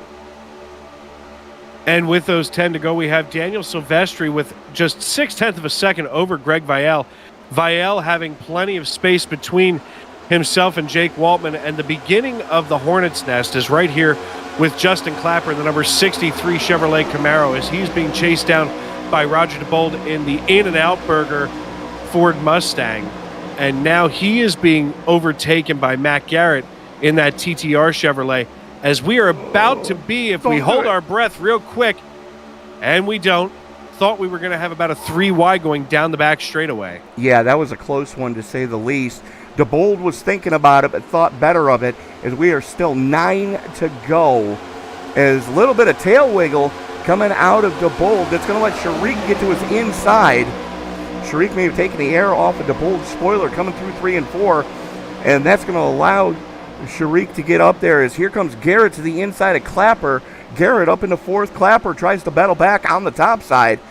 Clapper with a good head of steam down the Nellis back straightaway as Garrett not able to make the move stick, throws it into 3, full send it mode for the number 3, going through 3 and 4.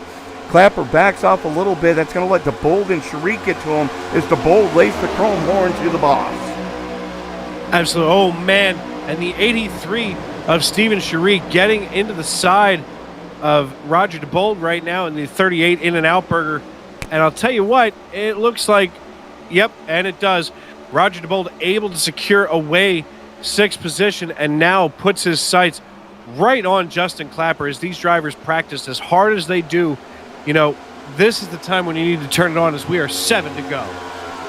And we had missed the pass for the lead. Greg Vial on Daniel Silvestri. Let's go back and take a look at what happened there.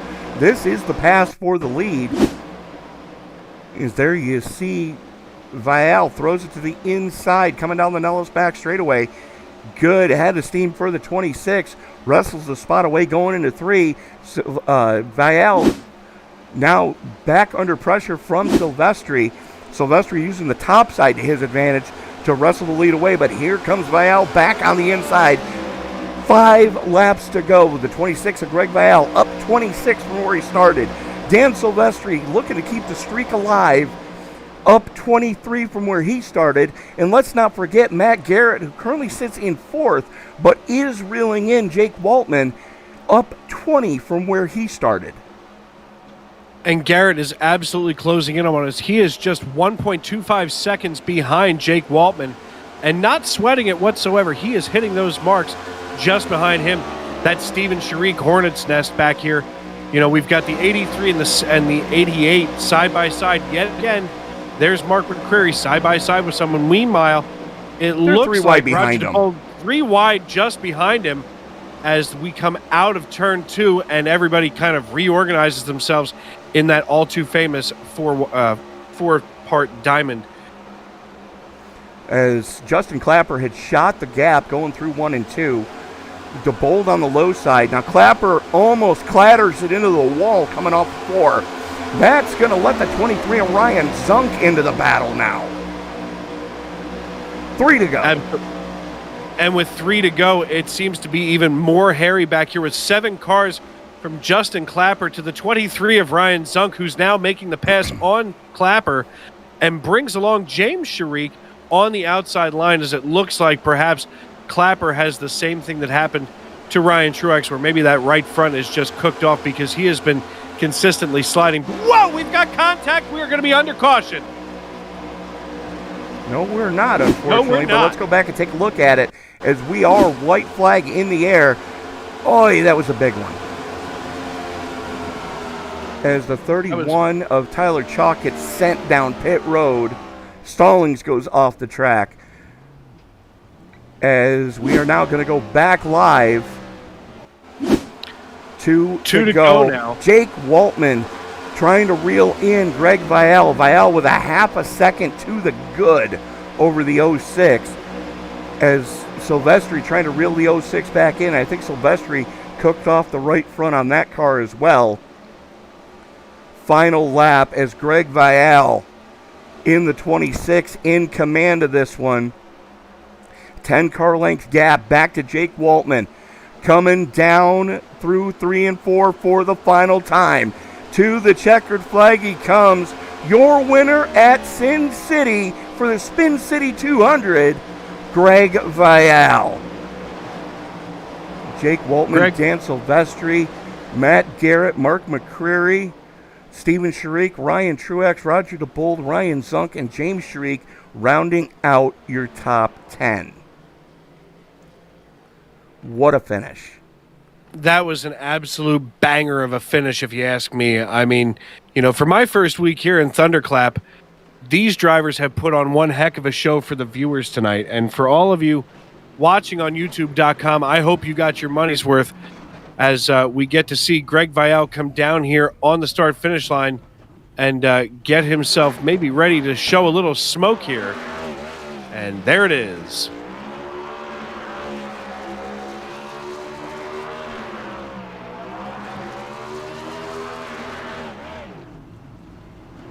And Dave, I believe you've got our race winner as he is completely destroying those Goodyear Eagles on the back of that car with you now.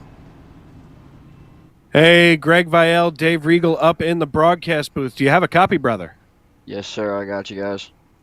Man, listen, great race tonight. I mean, you came up 26 spots, starting way back in 27th and absolutely showed the field why you earned the checkered flag tonight.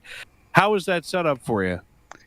Yeah, I mean, it felt phenomenal, really. I mean, I feel like them guys were burning them up. It got a little loose coming off of 4, but it felt good all in all. So I can't complain. It was obviously a good day for us, and like I said, no complaints with the setup at all. Yeah, man. I mean, listen, everybody seemed to have a little bit of a problem coming out of turn 4. Almost every car in the field just got a little loose, especially at the beginning of each run. But, cold tires never affected you once in the number 26 Chevrolet. I mean, you were holding off the field once you got out there and hit that clean air. I mean, what do you attribute all of that success to tonight? Honestly, I've had some pretty good success with these next gen cars. I don't know what it is about them, but I feel like if you just have that throttle control and you can save them, then you're pretty good. And it ended up working out for us. I don't think we really did anything special to end up in victory lane tonight. Yeah, man. I mean, listen, that's the sentiment of a lot of drivers, here in iRacing.com and in the community, where there are some drivers like yourself that really get along well, and it's like you understand the next gen cars. And then there's other drivers that, they absolutely abhor these machines. But you have absolutely lassoed this thing in and managed to hit that jackpot tonight here in Las Vegas. So before we cut you loose, is there anybody that you would like to give a shout out to, tip your helmet to for this win tonight? Yeah, I got to thank the ETTR team. Like I always say, it's awesome being able to race with those guys. I appreciate you guys for doing the broadcast, and I always look forward to watching them the next day. Shout out to Justin White and Justin Clapper for putting the show on and keeping us entertained throughout the week. So thank you guys for that, and I'm looking forward to next week. All right, brother. Well, listen, congratulations. You go out there and celebrate this win, and we will see you next week. Yes, sir. Thank you, guys. And joining us now, driver of the 06, and it's been a long time since we've been able to talk to this man, Jake Waltman, back on the podium after a couple of races you just as soon forget, I bet. Yeah, it was this was I had my eyes set on this race. We were pretty good with the 1.5 miles. Didn't get much practice in and didn't have, so stage 1 was probably, the practice session, figuring it out, and we were able to save tires really well compared to my competitors, especially in stage 1 and 2. Just ran out of time, and then there was a big scare about if we were going to make it on fuel or not, and then the caution came out, and and then the rest is history. But I mean, it was definitely a really fun race once you figured out how to, like Greg said, throttle control and figuring out what the car liked and didn't like. And I mean, Greg was fast. He had it tire saving down to a point there. But no, it was definitely a lot of fun, a lot of hard, clean racing, and it's what we look forward to every week. So I'm glad it came out with a good second place. Wish it was the win, but definitely good for as little practice as I was able to get. Well, Jake, we work into a track next week that little birdie told me that you're actually looking forward to as we go to the dirt track at Bristol. Your thoughts going into that truck race next week?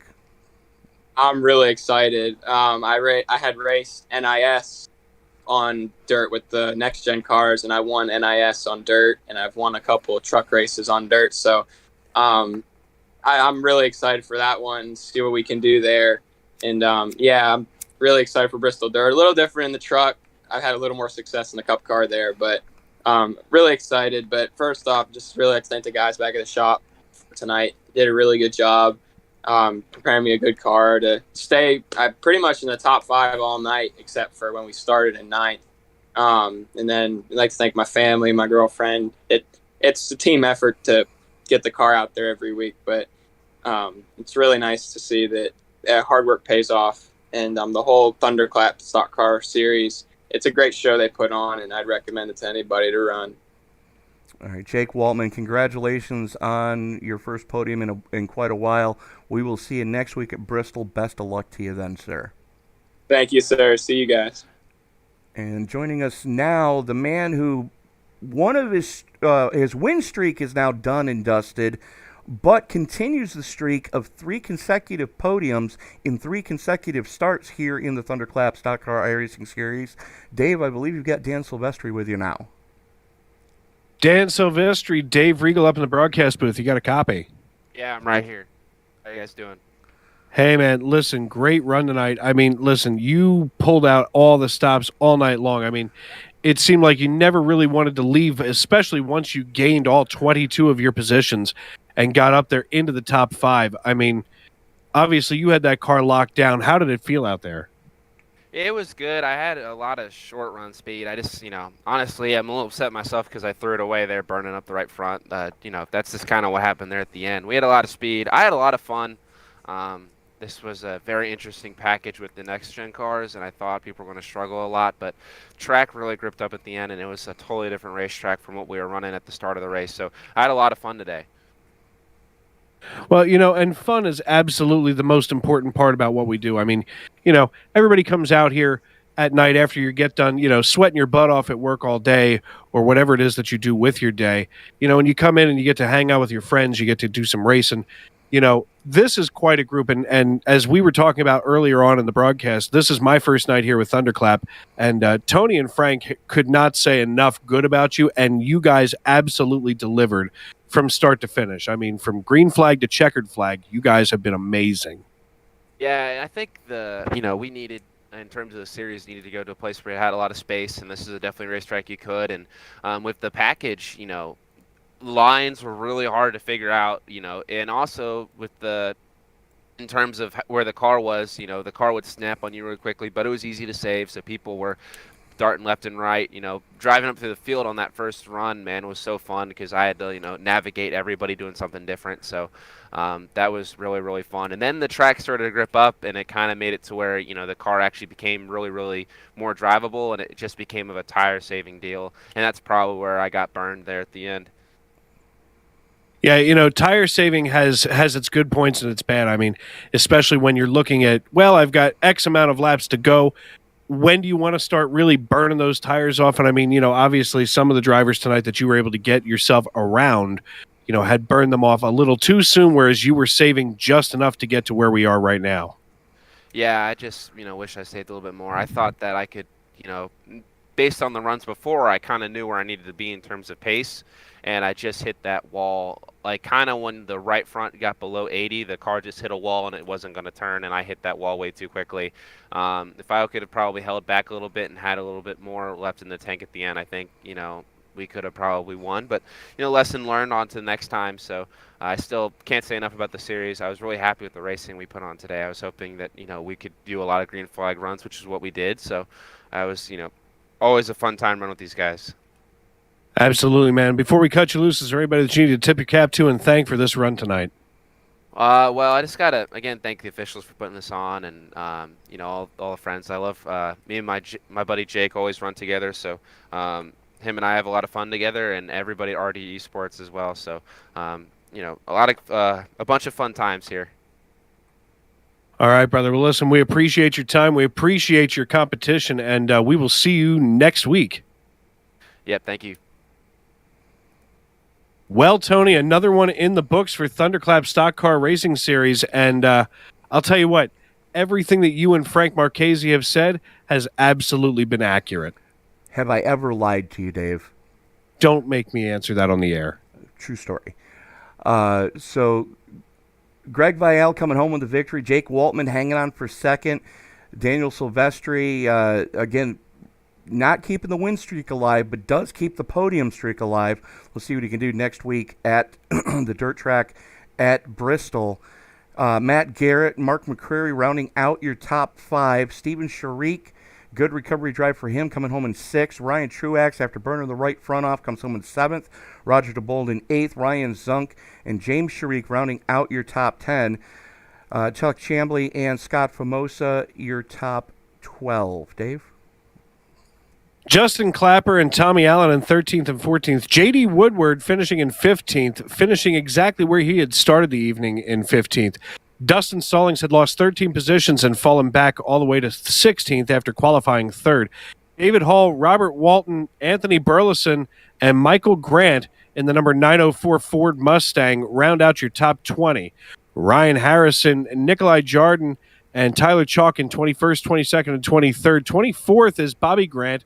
Then Seth Gajuris in 25th. Vince Burns, Stephen Lachinsky, Cole Gajuris, Tyler Truex, and Bo Condon round out the 30-car field that we had started with this evening. So, I mean, Tony, I'm almost left speechless after watching what I did tonight. Absolutely. I mean, it was a great run for a lot of guys all throughout the field. This is what we've come to expect, this level of competition here in the ThunderClap Stock Car iRacing Series. And again, be sure to join us and mark it on your calendars, folks, so you don't forget.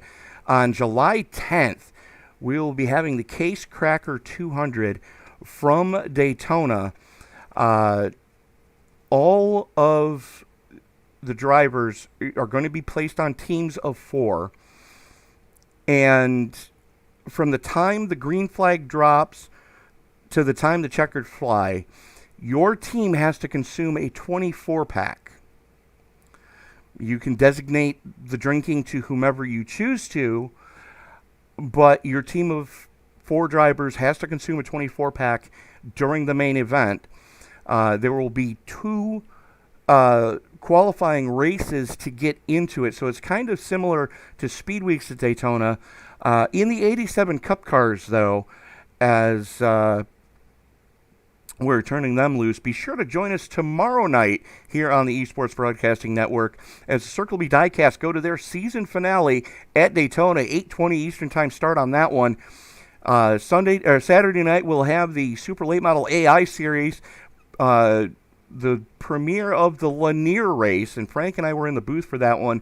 And all I can say is there are some surprises that take place during that race, something that Frank and I were both kind of giddy about when it happened.